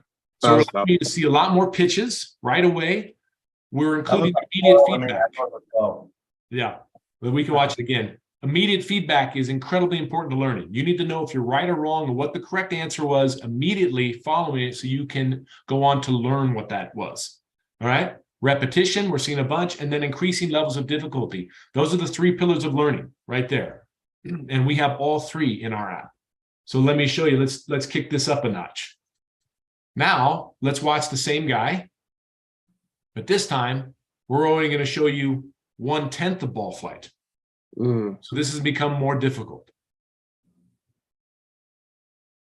Any idea? I didn't see it come out of the hand, so yeah. Looks like he kind of got on the side of it. Okay, so that was his fastball. That was for a ball. Let's watch this all the way in now. Yep, up and out. Brian, where'd you play again? So I played at a junior college in Scottsbluff, Nebraska, called West Nebraska Community College.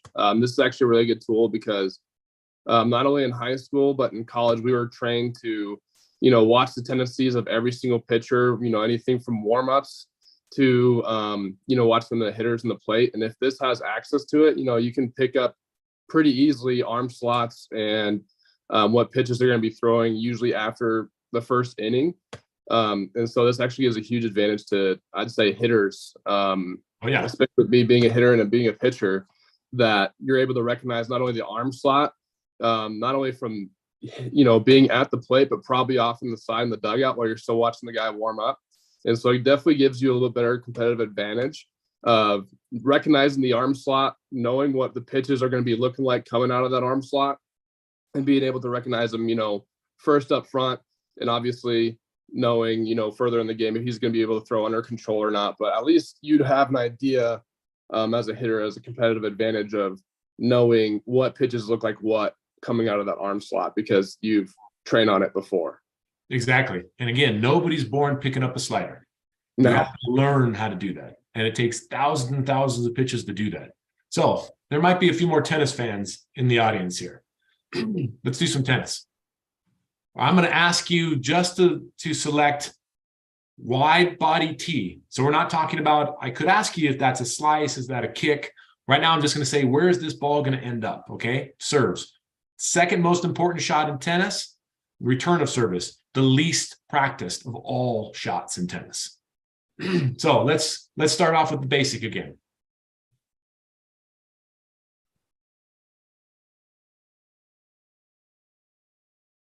Wide. Yep. Yeah. I can do, this is an easier one because we're starting off really basic here. How's Body, about- maybe. Now watch this. That was a spin, so this is going to bounce to the side, but let's see where this ends up.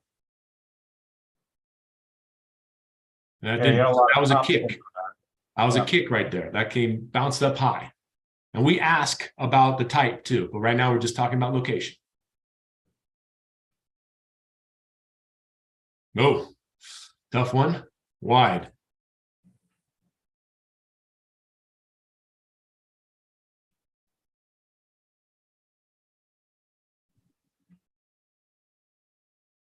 That was wide as well, right? Yep. T, yep, we can watch it again. We always watch. It's really important to watch the replay because this reinforces in your brain off the racket, out of hand. What does it translate to? So this is a D1 college player. This is DU's, one of DU's players, Denver University for those wide, maybe? Mhm. Yep. Okay, one more. Okay, easy, right? Easier. Let's increase it a bit. Let's go zone again. We're going to stay with zone, but this time you're not going to see any ball flight.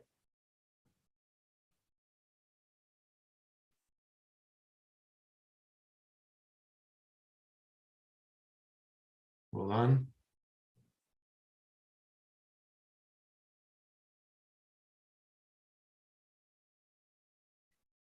So I don't know what's going on here. It's because you have Zoom running. It takes up a lot of RAM. Yeah, it does. Let's see if I can just get to the next one. Okay, there you go. What was that? Now it's starting to get tough. But this is, again, this is what experts can do. They can pick up this information. They need less time, less information to make better decisions. That's what everybody's trying to be. How do you get there? Thousands of hour experience, or you use an app like this to get better. And you know, I'll just ask someone like Brian, and we'll wrap up here. I know we've gone over on time. Thank you, everybody, for your patience. But this is just remarkable what GameSense has been able to develop here. And Tom, you know all the science behind it, right? People don't necessarily understand that.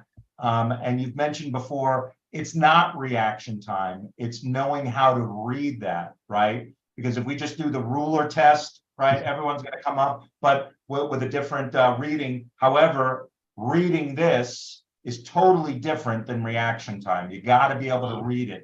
So the thousands of hours that you have in your platform, it's just super robust. And I'll just ask Brian, an outsider, that I'm sure when he has kids, he's definitely going to want to give them an edge playing baseball, right? So, you know, would you pay $100 for a year of this, Brian, based on all the things that you'd be purchasing for your student athlete?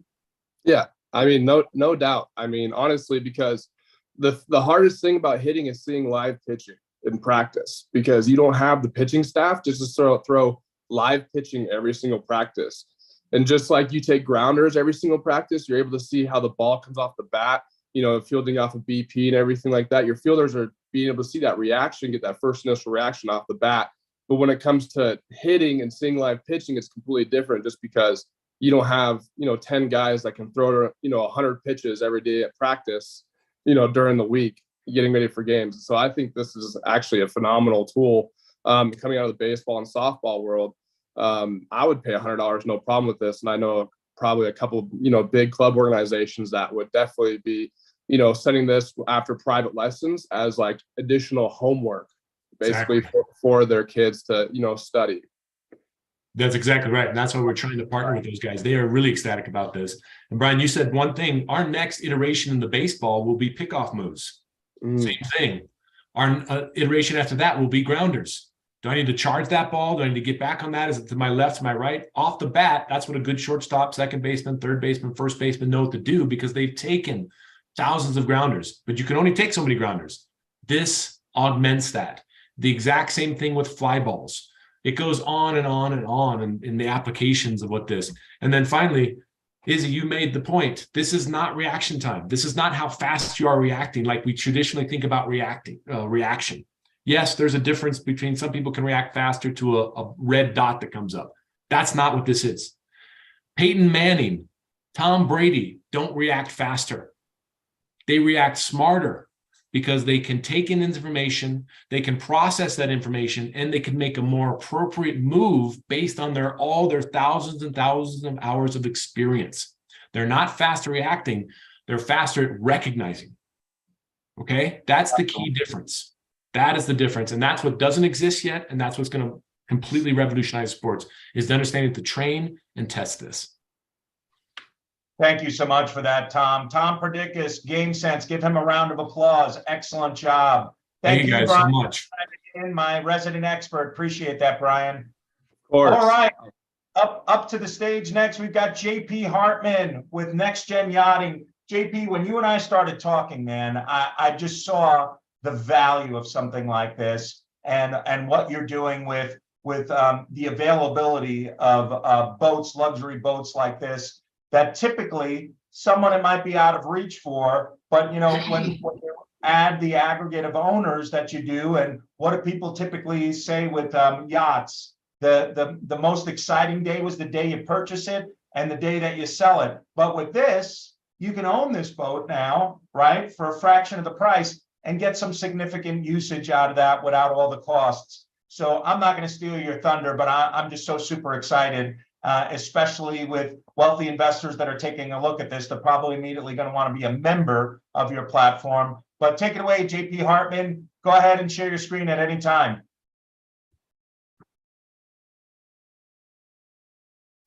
JP, can you hear me okay? Yeah, I'm good. I just was getting over there, so I should be able to see it now. Yeah, you're good. Go ahead.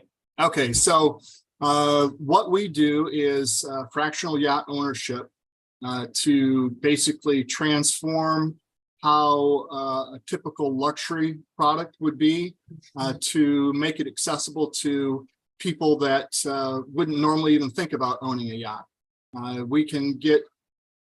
You can get into a say a $2 million yacht for as little as $120,000, and then all of your expenses are covered beyond that.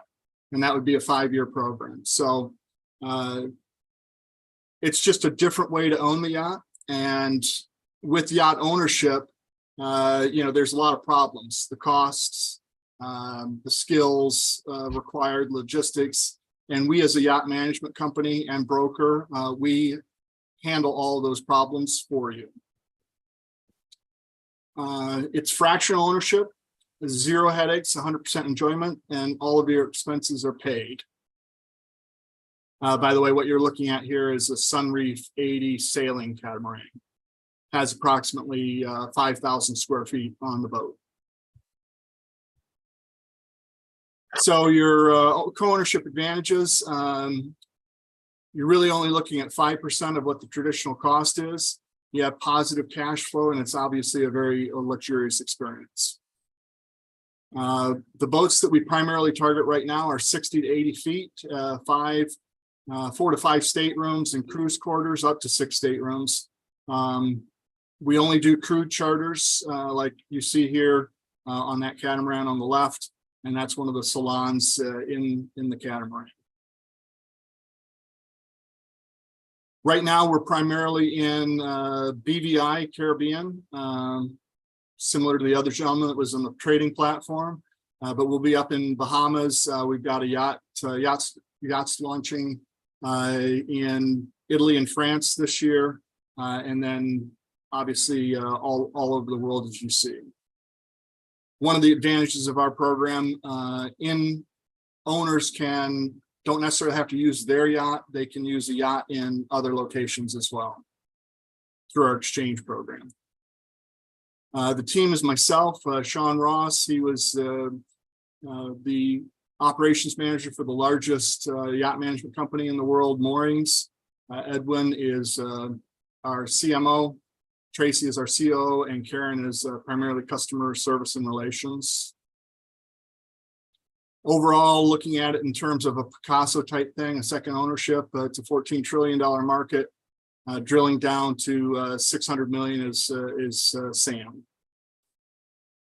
So a typical boat share at $300,000, you put $100,000 down, and going all the way down, you'd have a positive cash flow of $37,000 annually, plus your tax benefits from 179 deduction. We make brokerage commission on the sales, management fees, and then shared charter revenue. We're projecting between over the next 4 to 5 years between 10 and 130 million in revenue. Right now, we're looking at a $5 million round plus 25 million in debt financing, and that's going to be used for upgrades to facilities in the BVI, yacht acquisition, marketing is going to be a big part of it, and then a portion for working capital. The debt financing is for additional boats. So one of the big challenges that we have is that traditional banks don't like to lend against things that move, so that's always a problem. We have exclusive partnerships with private jet companies like Wheels Up. We're the exclusive vacation provider to their 13,000 members, Bentley and Rolls-Royce Group, and we're just partnering with Aston Martin as well as some others. Historical financials. We started in 2019. Our first year revenue was 2020, which was basically nothing. And then 21, we did just over $1 million with bottom line of, I can't even see it on my screen, but hopefully you can see it. This last year, we did just over 5.2 million with, again, a 23% bottom line. And first quarter this year, we're at 3.3 million with similar profit margins of 20 to 25%. Moving forward, we're looking at 10 million up to 133, as we discussed, with the same margin percentages. From an exit standpoint, we see a lot of opportunities with partners like Inspirato, NetJets, Ritz-Carlton, who just launched their own mini cruise ships, which are not that many, 600 feet. So we see a lot of options there, and that's what we have. So basically, it's fractional ownership of yachts. So it gives the owners the advantage of being able to buy into a luxury lifestyle for less. And then from our perspective, a management process where, you know, people that don't even normally think about going on a yacht vacation, it's extremely affordable. It's, you know, it's not much more than a cruise, and yet you're on a private yacht with a personal chef and being able to go up close and personal to all the great venues. You know, when you're on a cruise ship, you don't even really get in the water unless you're on that private island. This, you know, you're in the water every single day. So it's a win-win for everybody. It's a very large marketplace right now. We've got 2 boats being delivered. We've got 8 boats already under management. We've got 4 boats being built, and we're looking to scale that up to 50 to 75 boats. You say, well, that's a lot of boats. To give you an example, Moorings, they manage just over 1,500 boats. So it's not out of the question in terms of what we're trying to accomplish. Starting out in the 60 to 80 foot range, we can also apply this model to 100, 150 footers. We have a proposal out now for a super yacht called Scintilla. It is got 12 residences. That'll throw off approximately 25 million annually. And so you'll be on a $200 million yacht, which would only be available for billionaires for only $1.5 million. That is remarkable. And give JP a round of applause. Great job, JP. I've got a couple of questions and comments on here, because what I get excited about is what you just said there earlier, that this is affordable, right? Not for everybody, but when you look at the upper echelon of income earners, this is, I won't say recession proof, but it's certainly recession resistant, right? Where when you have people at this upper echelon of income and the economy drops and they drop to here, that's way different than someone's down here in income and their income drops, right? These people are still going to vacation, they're going to do things and look at this as an option. Why don't we run through that of what it really looks like, say for someone that maybe has a net worth of, you know, similar to accredited investors or super angels, family offices, raising that a little bit higher. maybe their net worth is 10, $20 million. And they're just not looking to drop $2, $3, $5 million on a yacht. What does it look like for them to actually have the ability to have ownership on one of these? So for instance, on a $2 million boat, well, let me give you a $3 million example of the boat that we're closing on next week in Barcelona. It's a $3 million boat. There's 6 owners. So each share is $500,000 is what they would be responsible for. 20% down. So all you have to do is come up with $100 grand. The financing comes in behind that we arrange. And then we pay the mortgage, we pay all of the costs of the boat, we pay everything. And all you have to do is put that initial $100,000 down. And then you get 3 weeks a year on the boat or any of our other boats annually for 5 years. Plus you get the $500,000 179 deduction, which is a realization of $175,000 if you're at a 35% tax bracket. So let's talk about the flip side of that coin. I want to own that boat just myself. What do I got to shell out in cash? Well, then that you'd be looking at 6 shares. So you'd be at the full 3 million. No, I'm saying outside of you. Like if I just went out and bought that boat, between maintenance, purchasing that boat, also where am I going to put the boat? Right, I got to pay for those fees. Right. So can you just share the different angles there and what that looks like? Yeah, very few people that buy a boat of this magnitude try and run it themselves because it's almost impossible. Just being able to work service on it and everything else. You're looking at anywhere from 6 to 8% annually. You can calculate for maintenance and costs associated with the boat. Plus you have to figure out where to put it, who to call when it needs a repair. The intricacies of the government regulations, the tax consequences. It's a very complicated thing to own a vessel that is moving around, going to the Med and going to, for instance, in the Med, you have to, being a non-EU boat, you have to clear through France through their VAT reduction scheme and then hire an Italian VAT representative to collect the VAT for you. And if you run afoul of that, you can lose the boat. So it's a very complicated process. On the flip side, from a going on a vacation standpoint, it's very affordable. You can get on a 60-foot yacht with us, 5 cabins for $30,000. So you're looking at, let's say, 5 couples. You're only looking at $6,000 all inclusive. So that's a pretty reasonable number to be able to go on yachts like these and have a private chef, have a captain, have crew on board, and be in a different location every single morning. In the BVI, you're even in the Med, it's only several hours from one location to the next. So you get a great new experience every single day. You can snorkel and dive right off the back of the boat. It's just a whole different experience than you get on any other type of vacation because it moves. And you get to see so many more things. You go to a resort and you're at the pool every day and it doesn't change. Great views, but they don't change. Absolutely. This is huge, especially for people that appreciate luxury travel. And it is affordable in that category when you take a look at that. So it's absolutely amazing. What I wanted to ask you was, I was going to say what you were talking about in terms of recession type things. What we see is that if you normally rented an 80-foot boat, you might, if it's feeling the pinch a little bit, you might go down to a 60-footer. If you normally rent a 150-footer, you go down to an 80-footer.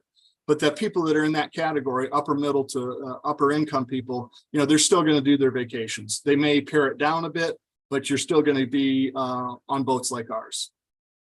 Yeah, that's exactly what I wanted you to get at, is that it's still going to happen, especially because one of the things that I had asked was, well, what happens with seasonality, right? Well, you can bring that boat from the Med where it's out of season here in the United States and vice versa. Can you just touch on that for a little bit before we wrap up?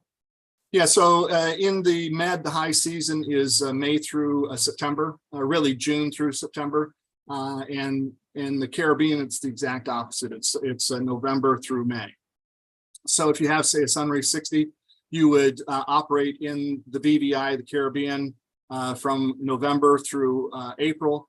transit in May and then catch the high season over in Europe after that. So you can, and we're not talking about huge numbers of weeks on these boats. We're talking of only 60% occupancy. So there's a lot of downtime in the boats. There's a lot of upside with some of these additional partnerships that we're bringing on, like Wheels Up, to take those additional weeks. And we're looking at different marketing venues to increase our usage without stressing the yacht. And let's talk about for a second, potential acquirers of your company in the future. Because while I think what you're doing is remarkable, we've seen it done with jets, right? So it's a model that people recognize work out there. So I believe the investment dollars with the syndication deal that we're doing on the SPV, that will likely come flowing in because they'll recognize the Warren Buffetts of the world with their jet aggregators and things of that nature with their companies. But for someone like, you had NextJets up there, one of my colleagues that I worked with in investment banking in New York founded a company. I don't know if you know Todd Rome and Ricky Sittimer with Blue Jets, but they had founded that company, and it's become very popular to fractionalize these high-end items. So for a potential acquirer on the horizon, with operating at the number you'll be operating at maybe 3-5 years from now, why don't you talk about the potential purchase price of your company that we would see in the future? Well, there have been acquirers in this space previously. KKR purchased moorings through Trans, I can't even, the UK company, and they acquired the company. They were doing about 80 million in sales, and it was about a $400 million purchase price.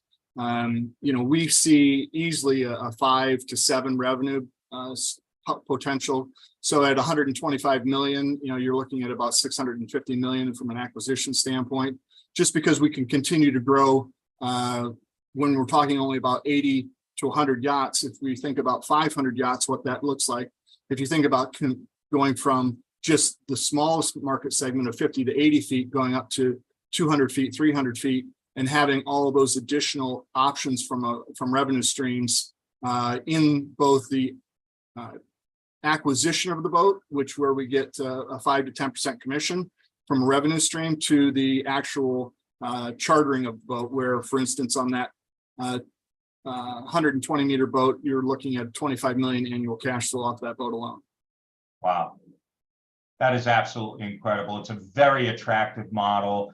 Give him, JP, a round of applause. Thank you so much for that, JP. I know we're just getting started on this thing, and super stoked to get you capitalized, man. I'm really excited. And I definitely want a guest VIP ticket on one of the boats, man. That'd be a cool little incentive. Yeah, absolutely. Anybody invests a certain level gets time on board. That's for sure. Thank you so much. Okay. I'm going to bring here to the spotlight Lennox Rodriguez. Lennox, go ahead and unmute. Hello, how are you, Easy?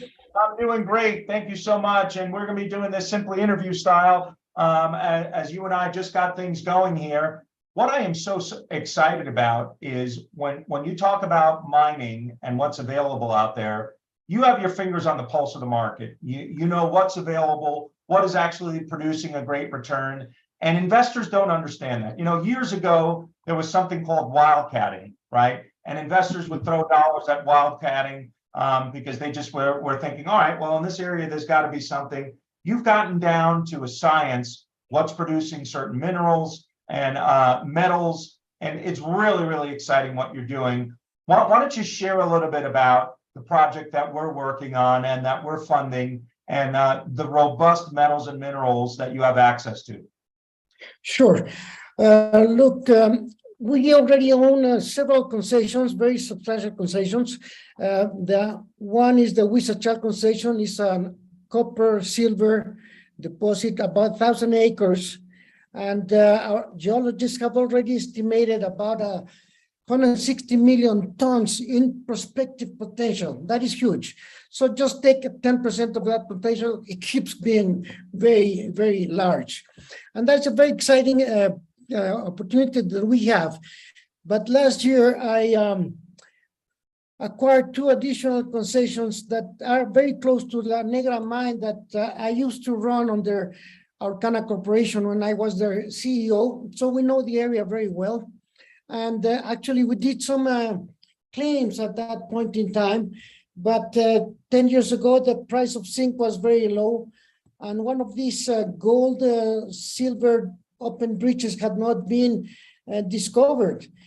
So I went to talk to this owner. I stayed 1 month with him until I managed to get a deal with him. I think a very attractive deal, and we are now in the process of putting into operation that those 2 mines, starting with the polymetallic mine, which is high-grade zinc, and that we can do in 3 to 6 months after our exploration drilling program, which should happen in about 3 to 6 months after our drilling, which is in about 3 weeks. We could start drilling, subject to completing some part of our financing.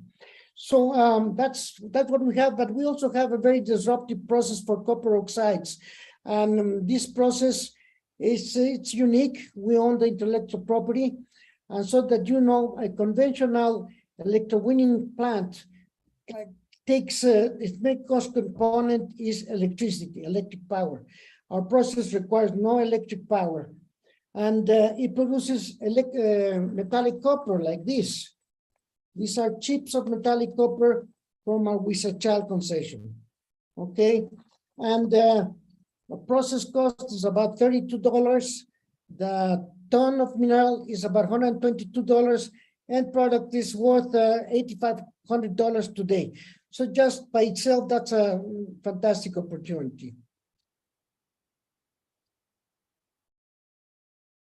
Sorry, I had myself on mute there. So what I think investors immediately get concerned about is, how do we know there's going to be this demand for what you're pulling out of the mines? Why don't you explain in this particular mine, the Negra mine, where there's a tremendous demand for the resources that are mined out of that specific location?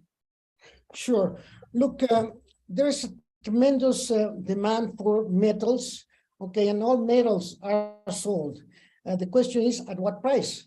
But today, the outlook for the metals, for the copper, base metals, gold, silver is the best it has ever been, in my opinion. Actually, just last week, gold went over $2,000 an ounce, and copper is close to $9,000 a ton. Take into account that 4 years ago, copper was about $2,500 a ton. And it's a great need for copper due to the electrification of the world, moving from hydrocarbons to electric power. So there's no question about the selling of a product, because we sell it directly to one of the largest metal traders in the world. We have already discussed this situation, and actually we are planning on selling zinc oxides in the next 3 to 6 months, and in very, very small amount. That's only about 1,000 tons per month. However, each ton will be paid to us at about $350 a ton.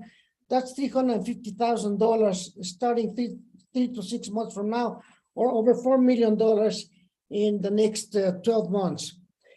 On top of that, we have already had some discussions with this trader to work on an offtake agreement to finance the 300 ton per day flotation plant. And that should generate revenues of over $20 million starting 2024. And listen, you and I talked about a small amount of around $1 million getting things going. And why don't you talk about the use of proceeds of what you're going to be doing? I know there's road construction. There's things that you've been shelling out on your own, and it's good for investors to recognize that this isn't something that you just bumped into recently. This has been your background. You've invested a ton of money yourself. You got a lot of skinning in the game, which investors really appreciate, because oftentimes you have people that believe they've got a great idea, but doesn't make a great business. It doesn't necessarily mean that a great idea is a great business. You've already invested millions of dollars into this. Can you go ahead and just speak to the use of proceeds that you're going to be utilizing here with this particular project? Sure. Look, since we are very close to revenue generating, and we have already invested quite a bit of money, then we are in the latest phase of drilling to prove only about 50,000 tons of high-grade zinc, which we have there at surface. And with that, we'll start generating this $350,000 a month. So the first round of about $300,000 will go for drilling and putting a small plant, which is very simple plant, because this high-grade zinc with zinc oxide can be separated through gravity, just the shaking table that the zinc drops to the bottom and the other minerals get displaced. So it's very simple process, very inexpensive plant, and that will give us a chance to become financially independent, although we are planning on growing more our projects, because we have 3 very large projects, very interesting projects, and this is the idea. No?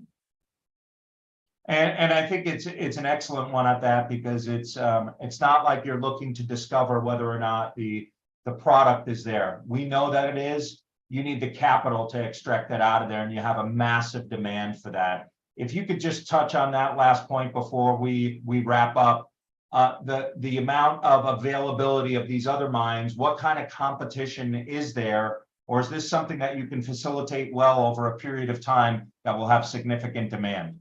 Well, I don't think you can really, in mining, talk about competition, because all the metals are even pre-sold. I mean, this metal trader comes to us, offers us financing to do this type of larger projects. It's just not now. We need to complete the drilling, and we have done this before. If you look at our board, all of our board members are CEOs of actually operating public or private mining companies.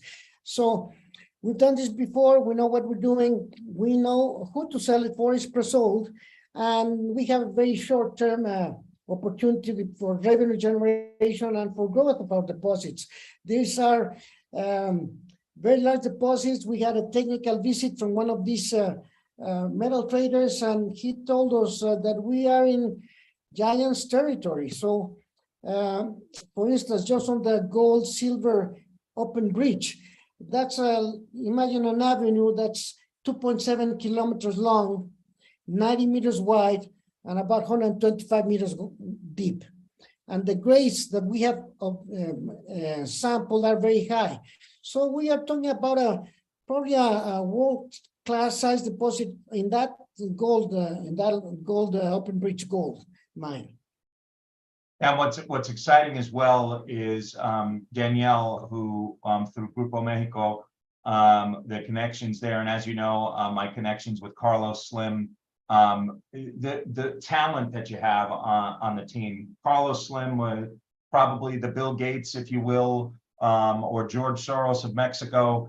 He's done amazing things with the Telmex company. So the people that have surrounded your team and the connections that they have, it's important for investors to recognize that, especially when they're thinking about a project like this. Many people have been toiled before, especially in my neck of the woods with oil and gas, how things implode, something falls apart, regulation changes, things of that nature. Can you just speak to the long-standing business that you will have when an investor makes an investment of this, and how it cash flows is remarkable? But it's not like you see on the horizon, because you've done this before, regulation changes with this, where suddenly you're going to have to close down the mine. Yes. Well, look, regulations are always an issue in every business. You are having change in regulations in TikTok right now. So that's something that's really out of our control. We don't worry that much about it. What I can tell you is that our team is very well known internationally. You just mentioned Daniel Tellechea, which was 40 years the CFO of Grupo Mexico, the largest mining concern in Mexico, one of the largest copper mining companies in the world. No? So that's where we are. We have a fantastic opportunity in our 3 deposits. They're worth already substantial amounts of of money, and we want to get them working and mining right away. There's already a 220 tunnel in there. The open bridge is open pit. So it's hard to believe, but this is a wonderful opportunity that we have now in our hands. Excellent. Well, looking forward to it. Looking forward to the syndication through the SPV. I'm making an investment into the company. Excited about what you're doing, Lennox. I'm blessed that you brought the project to me because this is something that I think investors can make a lot of money with. So thank you so much. Give Lennox a round of applause. We're going to bring up next Duncan Burns. Duncan, let's bring you to the stage here. How you doing, Lon? Oh, this is great. Good cohort here. And very strong. There we go. My sound's better. Can you hear me okay, Don? Yeah, you hearing me fine here? Yes, I hear you now. It's great to see you, brother. Man, when I think about you, I think about the ultimate networker. You know, through our process here at FEP Collaborative, and this is probably a good place to just tell you folks that are listening a little bit about who we are, what we do, and what we're not. We're certainly not an investment bank. We're not broker-dealers or anything like that. And we're not what I say tongue-in-cheek vulture capital. Not that everybody's bad with VC, but let's just say there's a lot of bad neighborhoods on Wall Street, if you will. I've been a pit bull on a leash for Duncan and many others that have been on here. It's been a pleasure working with them. I'm incredibly blessed with you guys that have these remarkable ideas, and you're brilliant. And going back to what I was stating is with what you've done with networking in our process, opening up the door to John Sally, a 4-time NBA champion, with an introduction through Pat Fiore, one of my contacts. I am so excited about what is happening here. We just signed a deal with John Sally, and I know you're going to be talking about that here. But when I think about the connections that we've been able to bring to the fold here and the opportunity that's on the table, folks, I think this is nothing short of, you think about what George Foreman did with a cheap electric grill out of China. You take someone like a George Foreman who doesn't nearly have the name cachet as a John Sally in business and what he's done in sports and everything else. Where can your company go, Duncan? It's amazing. I believe it's going to skyrocket. So with that being said, go ahead and share your screen at any time and start running through what you want to share with us. Great. Yeah, I've got a couple slides that we're going to show, and then we're going to come back to a discussion. We wanted this to be more of a dialogue-driven type of thing, but I wanted to kind of shake people's thoughts a little bit, shake the cages a little bit, and say, okay, now we've been out on a sailboat. That's pretty cool. It's coming to snap out of it. You're back home now. You got to earn it. Well, let's get these veggie domes on the sailboats. On the yachts. There you go. There you go. That's great. And the idea is that, you know, you walk into your kitchen how many times a day? This is a shift in what your home life is going to be. Your home, your food, and your awareness of your food and your lifestyle. So this is a shift that I've been able to create. And it started many years ago. I'm going to start sharing my screen here with the Veggie Keeper. Veggie Dome is the name of the company, and the Fruit and Veggie Keeper is a device that we have a utility patent for, and also 3 design patents and a European patent. This is changing the landscape of the modern kitchen, okay? The idea is we've got to eat more vegetables and fruit. And I started this when I was trying to have my kids eat something healthy when they came home from school. You know, there's the cracker box and it gets eaten up in 5 minutes, and 10 minutes later they're hungry. And it's not that great for their body. But if you can have fruits and vegetables out there all the time, then you know that there at some point somebody's be walking through the kitchen and you'll hear a clinking of glass and you go, oh, okay, they're eating something that's good for them. I really wanted to be able to make it so that it could be fresh on the table for the day. And it turned out to be far more successful than I thought, because it actually lasts 5 or 6 or 7 days. The problem is in America, we are throwing away 40% of our vegetables from the fridge. It just wasn't invented for storing vegetables. It was for meat and cheeses and milks, and it does work with vegetables, except that we've closed the door and it's out of sight. And we end up just not getting it, and it's in a bag that opens up. $100 per month in the households in the United States is the standard. And let me tell you, that isn't even with inflation counted in. It's more than that now. If you can cut that in half, you'd be saving $50 a month just on the fact that you're handling your produce differently. And another thing is that since it's in the fridge, we don't even really think about it that much. We don't see it, and we don't eat as many vegetables as we should be. The CDC recommends that we eat a certain amount. We're only 10% are eating that amount, which is a bad F. What happens is it's reflecting on our health in our country. And with COVID having cruised through, you can see that now people are more aware of trying to be more strong and boost their immunity. That comes with eating fruits and vegetables. People can be able to see the device here is that it goes with the moisture that the vegetables emit. They're emitting moisture that stays inside, kind of like a terrarium.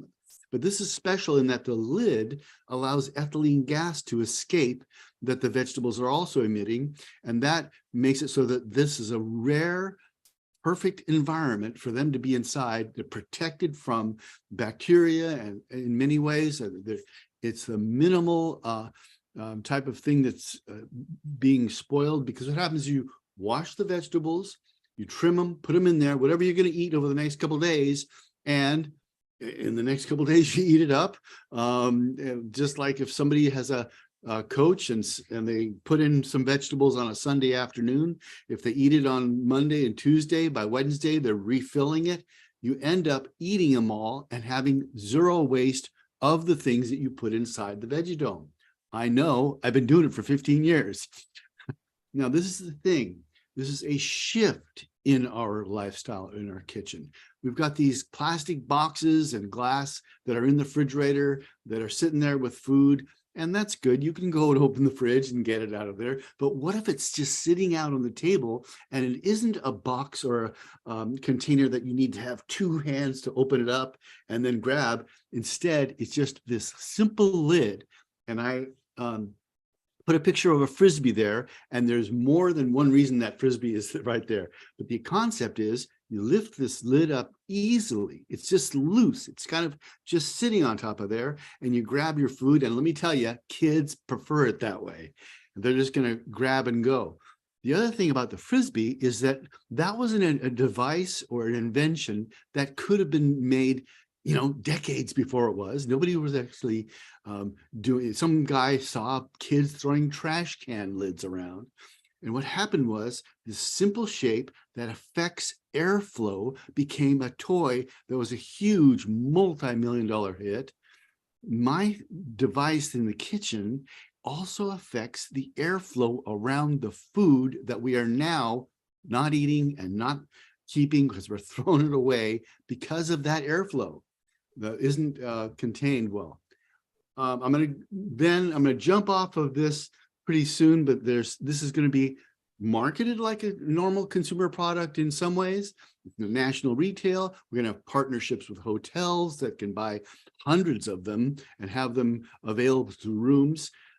We've got licensing deals that we're actually talking right now about because of our utility patent. We're protected really very well. Nobody can do even the same material, same shape, and same design in just having vegetables out on the counter. It's a really broad utility patent that we took 5 years for us to get. The partnership that John was talking about is that now, in addition to those go-to-market items that I just showed you, John and I are going to team up and reach out to community leaders that are in nutrition, that are in athletic training, that are in weight watching, that are just lifestyle folks, that are people interested in having healthier lifestyles. We're going to be reaching out to the heads of those communities and interviewing them and talking to them and spreading the word to their followers and to their communities in a way that this is a outreach to help people be healthier. It's like a tool that we've created, almost like a step ladder for people who want to be reaching to that higher level. We've made the step ladder, we've got the utility patent, we've got the stage for vegetables and fruit to be looked at in a new way in the world. And it's just fantastic how it works. It looks really nice. I've gotten compliments from so many people. I've got testimonials from 40 different households that are just really thrilled. So I'm going to come off of the screen share pretty soon, Izzy, and I want to just talk about how we're going to approach this. This is a different way of marketing. We're going to market it. We've got Pat Fiore on our team. She's our CMO, but the way in which this has now kind of synergized with John Sally as being a partner in the company is that he was a fantastic basketball player, but when you meet him and you see more what he's doing, he is also incredible. He did interviews on a TV show many years, the coolest sports show. He was host of it. He's very well read. He does amazing research. He knows the science behind various things. So he's so brilliant. And also he's a restaurateur. He's opening another restaurant in the next month or so here in Los Angeles. And yes, it is vegan. Yes, he is definitely into having the lifestyle that is now growing in terms of people just eating more vegetables. I mean, the mission is just to get people more involved with that. Well, here's the container that allows people to do that and make that change in their lifestyle. So Izzy. That connection was remarkable. Yeah. And give Dunk a round of applause for sharing those slides there. Excellent job. Thanks for walking us through that. And I love John Sally. I mean, even when he went out of his way, just chatting with my little girl, because he did this movie Sneakerella, which was sort of like the Cinderella story with sneakers.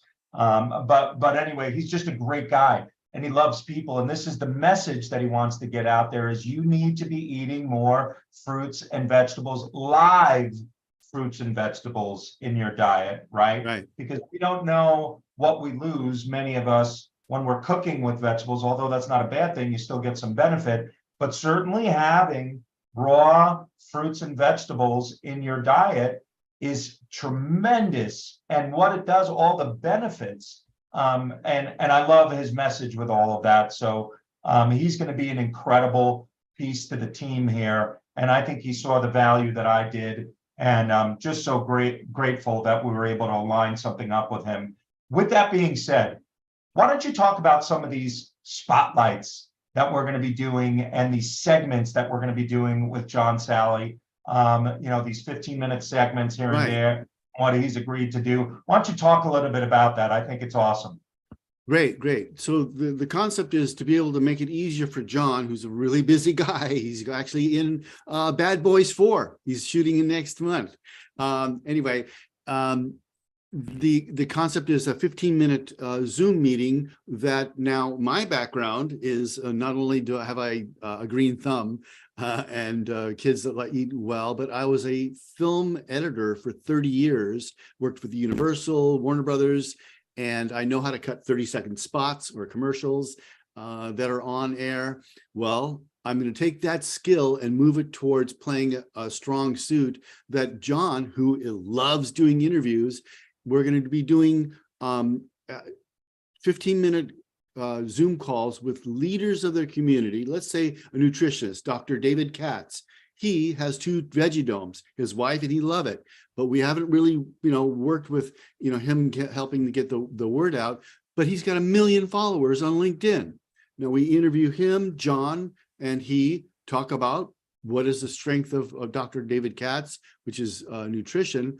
The continual series will be about food, thoughts on our time about, we're just thinking about food, what's going on. And so we talked to Dr. David Katz. I'll cut that from a 15-minute piece down to a 10-minute YouTube that gets posted, then cut it into the special, really good parts that resonate down to a 2-minute piece, and then make a 30-second piece. As I told you earlier, I've worked with studios on 30 seconds pieces. I know how they work. I know how to make it. Okay. So those things are then posted on social media. And, yeah, that's super exciting. And you know what's really exciting when you talk about social media?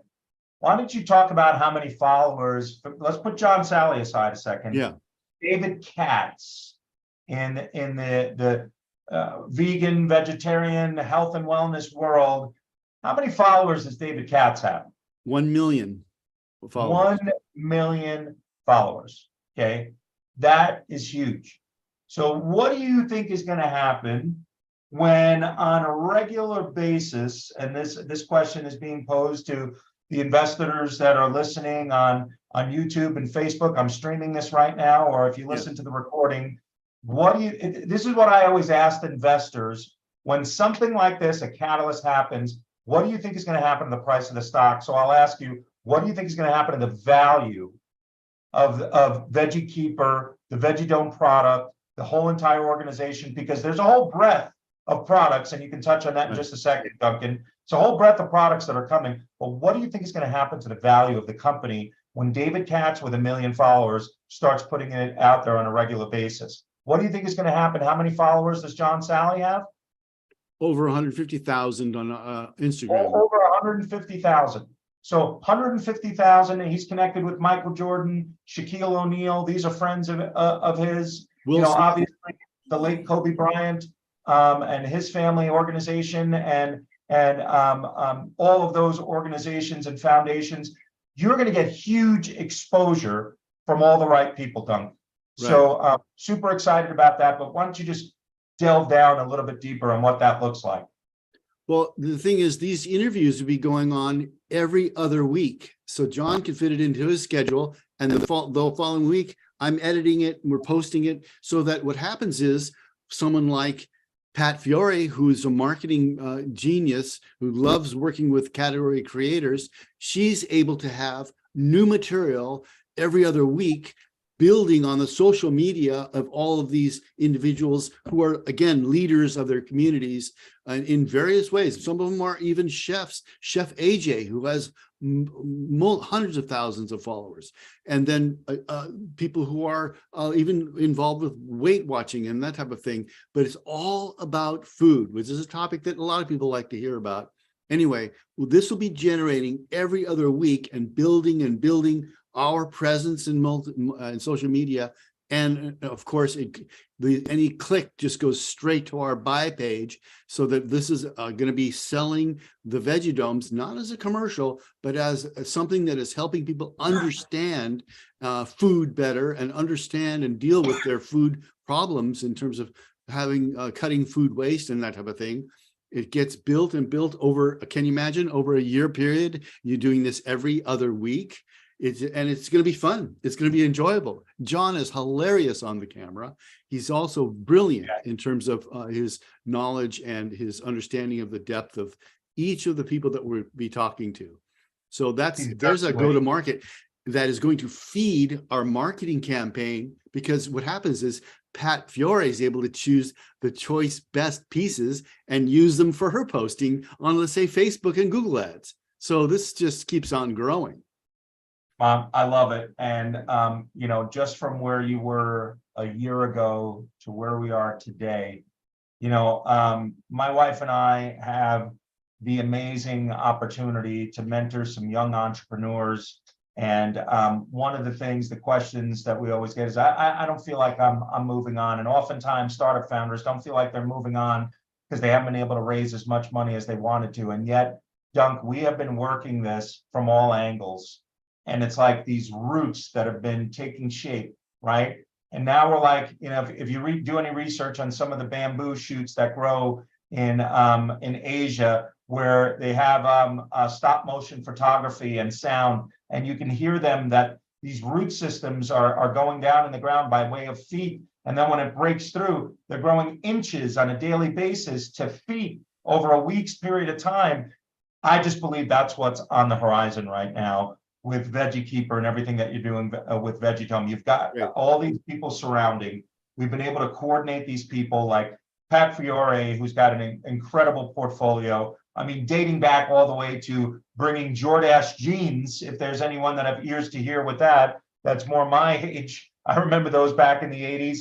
I mean, she's incredible and a category creator. And, you know, the process that we did with identifying these people, it's all about networking, right? It's important to network. So, you know, one of the nuggets that I want you to take away as a founder, if you're listening in as well, is make sure you're networking. At FEP Collaborative, hence the name, FEP stands for Fidelity Equity Partners. But one of the benefits here is we have this incredible cohort of people that are all connected with other people.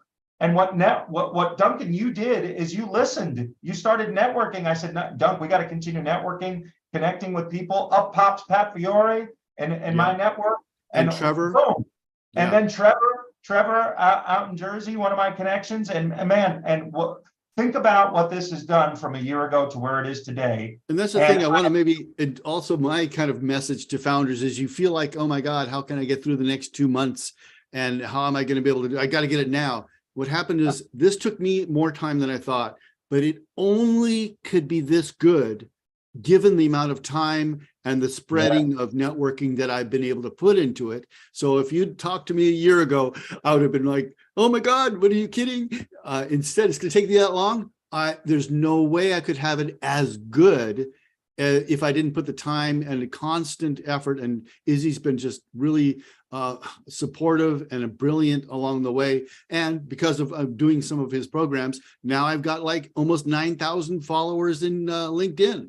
I mean, and then part of the product isn't even really out there on this new launch. So I'll be able to use that network as I continue through and have strategic partnerships that I've been forming for the last 2 years. That is so great. I appreciate the words of edification. And those were great nuggets to just speak to the founders out there that we've had multiple conversations like, what in the world are we going to do now? And what do we do with this? And investors saying no, and this, that, and the other thing. But Dunk, you know, the light at the end of the tunnel is not a freight train coming at us. It's really exciting. It's really exciting. I'm thrilled. Congratulations. Great job. Give him a round of applause. Thank you. I'm so grateful and thankful for you, Dunk. Thank you so much. Up next, we've got Nathan DeYoung. Nathan, where are you? You got to turn on your video, turn on your sound so I can spotlight you. Are you there, Nate? Give me 1 second. You're just making sure that I'm looking at the right screen here. All right, there he is. Let me go ahead and spotlight you here. Excellent. How are you, Nate? Doing good, doing well. It's great to see you, my friend. You know, one of the things that I immediately got excited, similar to the platform where we saw Easy Trader, that's something that's done obviously outside of the United States. But one of the things that you've been able to identify is the tremendous need to allow the everyday Joe, if you will. I'm not saying that in a demeaning way, just it's more relatable for people that don't have millions of dollars in trading accounts. And to take someone like that, to be able to partner with a bright mind like yours. Anil is on here as well. We might spotlight him with some any nuggets that he wants to bring to the fold. Anil, if you're able to turn on your video, if you're there, that'd be great. I'll probably spotlight you as well. But some of the exciting things that we've been able to do and establish is this platform and where it's going on the side of private investments where it's typically not available to the everyday Joe, and they wouldn't even know how to do it. But now they can put consistent money in on a regular basis and say, hey, I want to be a part of this. And I know that Nate, Anil, and others know what they're doing. But I don't want to steal all your thunder here. So without further ado, Nate, why don't you go ahead and share your screen, jump into whatever it is you want to share. All right. Can you see that okay? I see it. Good job. Great. So I won't read this exactly, but the objective here is to help enable people to invest in private businesses. You know, traditionally what's happened over the years is that if you want to either acquire a private business or invest in a private business, you typically have to borrow against your 401k or, you know, dive into a huge amount of debt, take out a second mortgage. There's a number of ways that you can personally leverage your own finances to do so. or you've had to have some sort of inheritance or save up or some way. So for most people, the issue and desire to get into, owning a private business or having a private business of their own is pretty high, but the barrier to entry is even higher. So what we're doing here is we're solving that problem. Now, a little bit about me. I've actually worked in a startup before, helped bring a startup from an office of 3 people to about 25, and that company went on from less than $1 million a year to now it's in the multiple millions. And when I helped that company grow the way that it did, participated in a couple of other startups over the years, but over the years, I've also been able to work with several large projects, national projects that have massive budgets, $500,000 budgets. Worked on multiple projects like that, as well as across a bunch of different industries. So, my knowledge of business and other elements as to, what companies are going to help us be successful in this ownership process is pretty broad. And, I've actually been in IT and very high level IT for, over 15 years now. So had the opportunity to not only work for several companies, one of them even $1 billion company, but as well as coach and provide guidance to several other companies that are multi-million-dollar companies. So a lot of business experience in that arena as well. So like I was saying earlier, the real issue that a lot of people face when wanting to get into business ownership is one of 3 things. They either don't have the knowledge, they don't have the funds, or they don't know where to start. And our process and our platform essentially eliminates that for them. They typically won't need the same amount of funds that it would take to start a traditional business. The barrier, the cost to barrier of ownership is going to be significantly lower. This is a little bit about our process, and I won't go through all of these word for word, but essentially what's going to happen for us is we will acquire a business, and sorry, the Zoom screen is a little bit in my way. And through certain metrics, we'll be able to monetize that in a greater way. Traditionally, what's happened in private equity and mutual funds and things of that nature, what's happened there is that you have business analysts. And although those are great, business analysts, have certainly helped people make a lot of money. But the issue is that there's a loss of technology that is available that people don't tap into. And, I think that's a huge, devastation to that arena, because there's so many things that, in today's world and economy that can help you to really leverage profitability in very specific ways. And so once we've identified the type of company that we're going to acquire, we'll release that to allow people to invest in those companies in a fund type form. So they won't be investing specifically in a specific business, but a group of businesses, which also helps us to diversify and prevent a lot of the risks that are seen in some of these funds. Some of them are focused more on a specific industry or focused more on a specific type of class of business. Our diversification model is going to help us to overcome some of those challenges, as well as, we'll be monitoring these businesses on a regular basis, also using AI to help keep our costs down.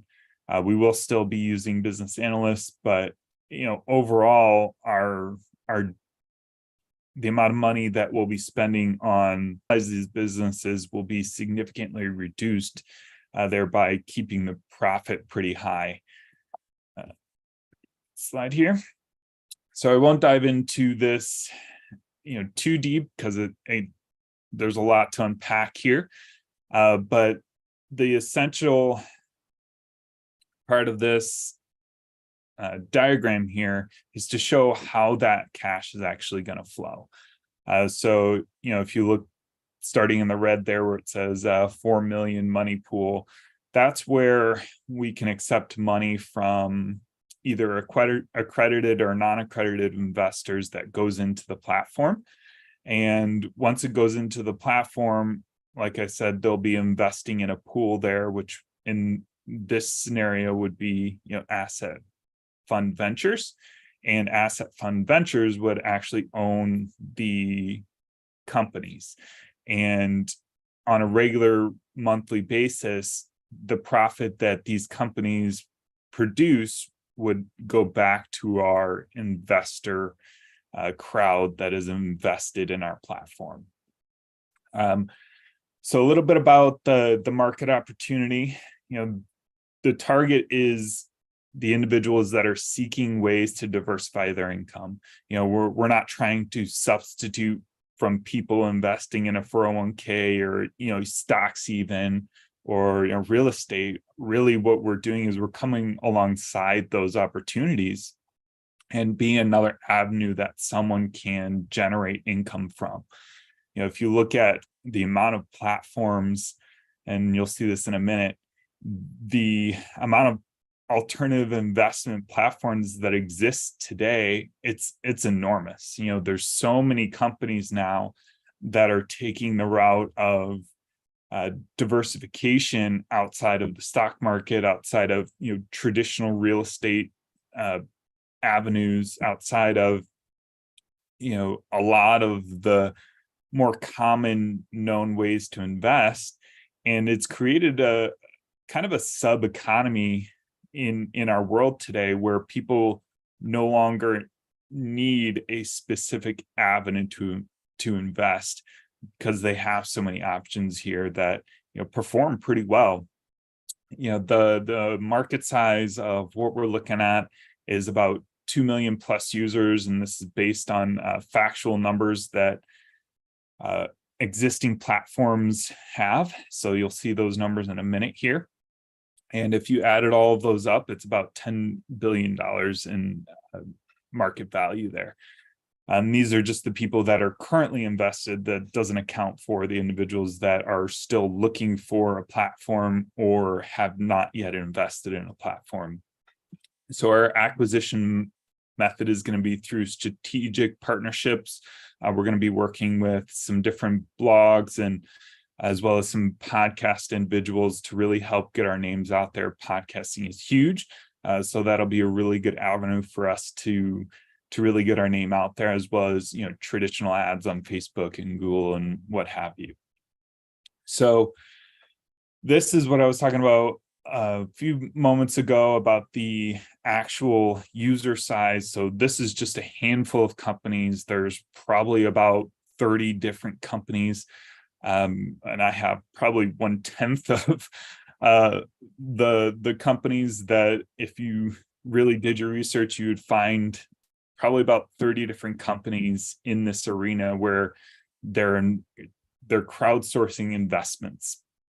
And a lot of these are based on real estate or startups or different type of avenue. GoX is actually a company that crowdfunds scooter investments, but the barrier to entry for that is $10,000, which is out of the realm of most people's ability to invest. So even though it's crowdfunding, it's still unobtainable for most people. And similar to some of these other REIT platforms, is a lot of times the minimum investment is $5-10 grand, and for most people they just don't have that kind of money.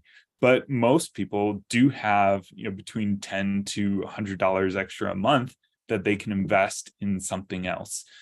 And so if you look at, like I was saying, that dollar value of, how many assets are in this pool, it's well over 10 billion.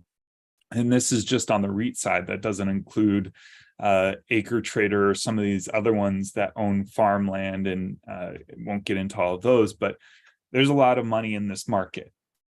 And so we're going to be tapping into a good amount of that. And a little bit about our team. We have Izzy on here. As you heard a little bit about his background likely already. If not, he has an extensive background in different businesses and industries, and he's been able to advise and work with multiple businesses over the years, as well as startups. An individual by the name of Gad Perdomo. He's helped bring a lot of retail products to market. So a lot of the products that you see in some of the store shelves of Whole Foods and other companies like that, Mariano's, he's helped place those products in the stores and help make the decisions whether or not those products are going to sell well. So he's been doing that for a number of years. Anil here on the call, he's done a number of things: private equity, M&As. He's owned his own businesses, done asset management. He's sold and bought companies over the years, so he has a huge background in business and deal flow and different things like that. Dr. Holgar Bartel, he's actually going to be our AI partner. He has a working model that we'll be able to work with him to develop for our needs. So we have the ability to hit the ground running really and tap into an existing resource and don't have to reinvent the wheel, which is great for us and also great for him.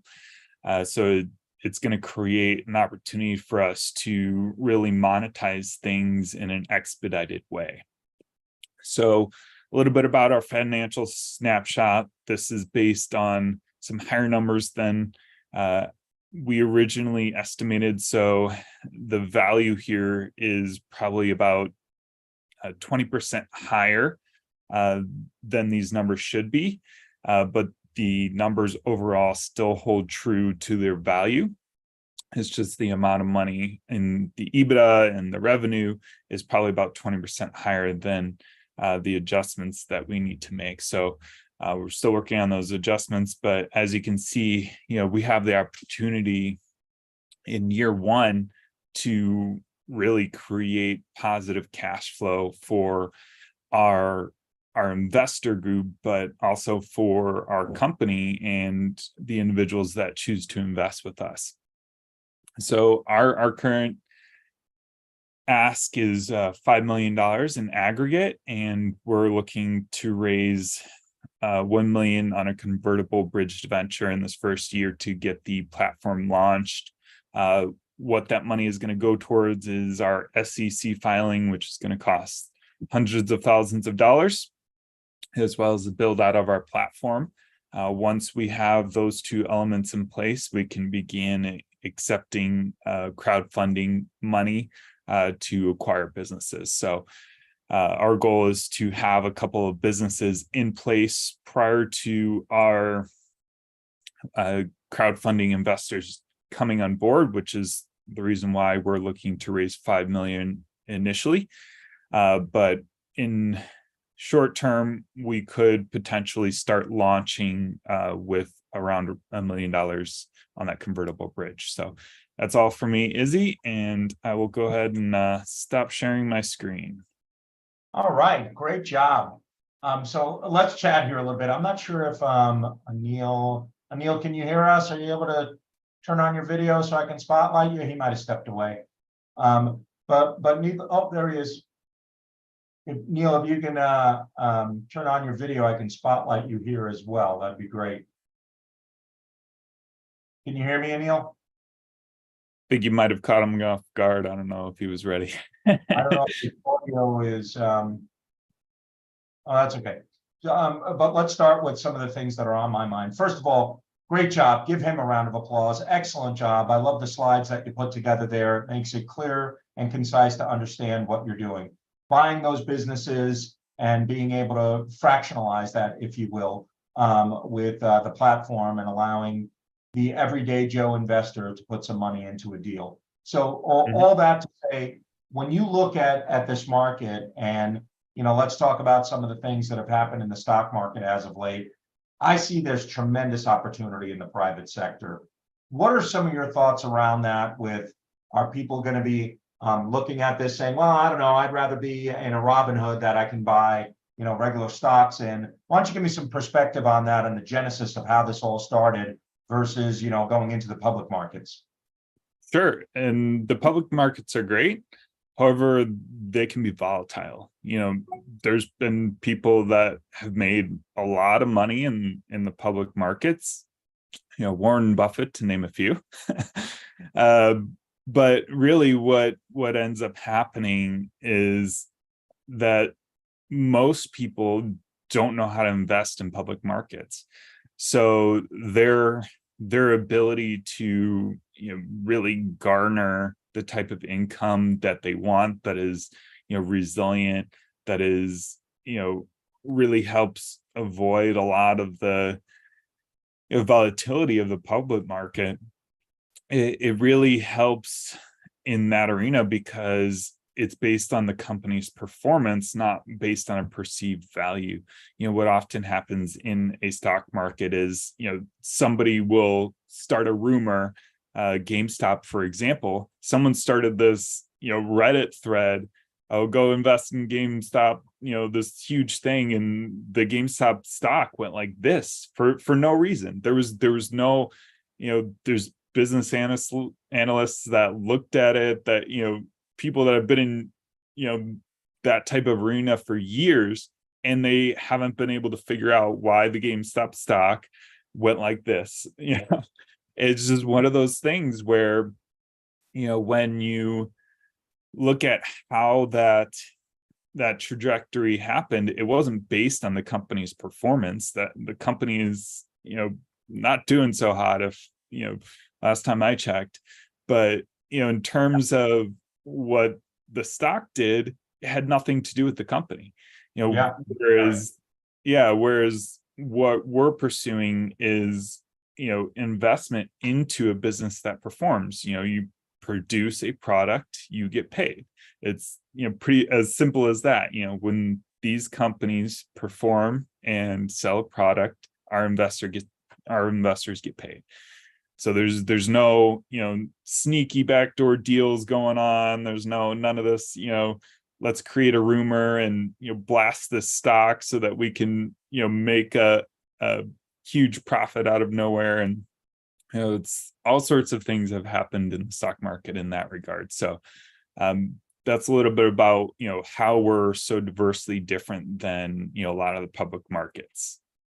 Yeah, it's a great point, because when you think about that, for example, if you bought some assets related to real estate and how that's performing, if someone decides to put a little bit of money away, I love how Dave Ramsey, if you're familiar with him at all, talks about how they put lotteries, ticket purchasing, and gambling, all that in laundromat areas, liquor stores, all those lower income areas.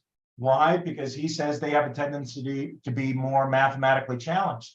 What are the chances of you really winning a jackpot? And he said the averages in those areas, people will spend $300 to $500 a month. This was years ago. I mean, I heard this from him years ago. So the average has probably gone up. $300 to $500 a month on buying lottery tickets, scratch off, gambling, all that kind of stuff, right? What happens if they put $300 to $500 away in a platform like yours, Nate? Can you speak to that? What real estate has done, businesses have done, where you can take someone that doesn't have any real financial literacy, teach them through the platforms and the engagement that you have to be able to say, hey, I've got something in my IRA, likely not a 401k, but in my IRA or a SEP IRA, whatever it ends up turning into, that where my 401k in the public markets turned into a 201k, if you know what that means. I mean, how'd you feel if you were 70 years old sitting in a Costco break room with all your buddies telling them, hey, it's my last day, I'm retiring. You're blowing out the candles. There's the glow of the candles in the room and your gray hair, only to find out that COVID really did hit the stock market pretty hard, went off a cliff. You sell everything because you're concerned that you're going to lose everything. And when that baby comes back because of the sentiment in the market, man, that really hurts. That's not going to happen in a platform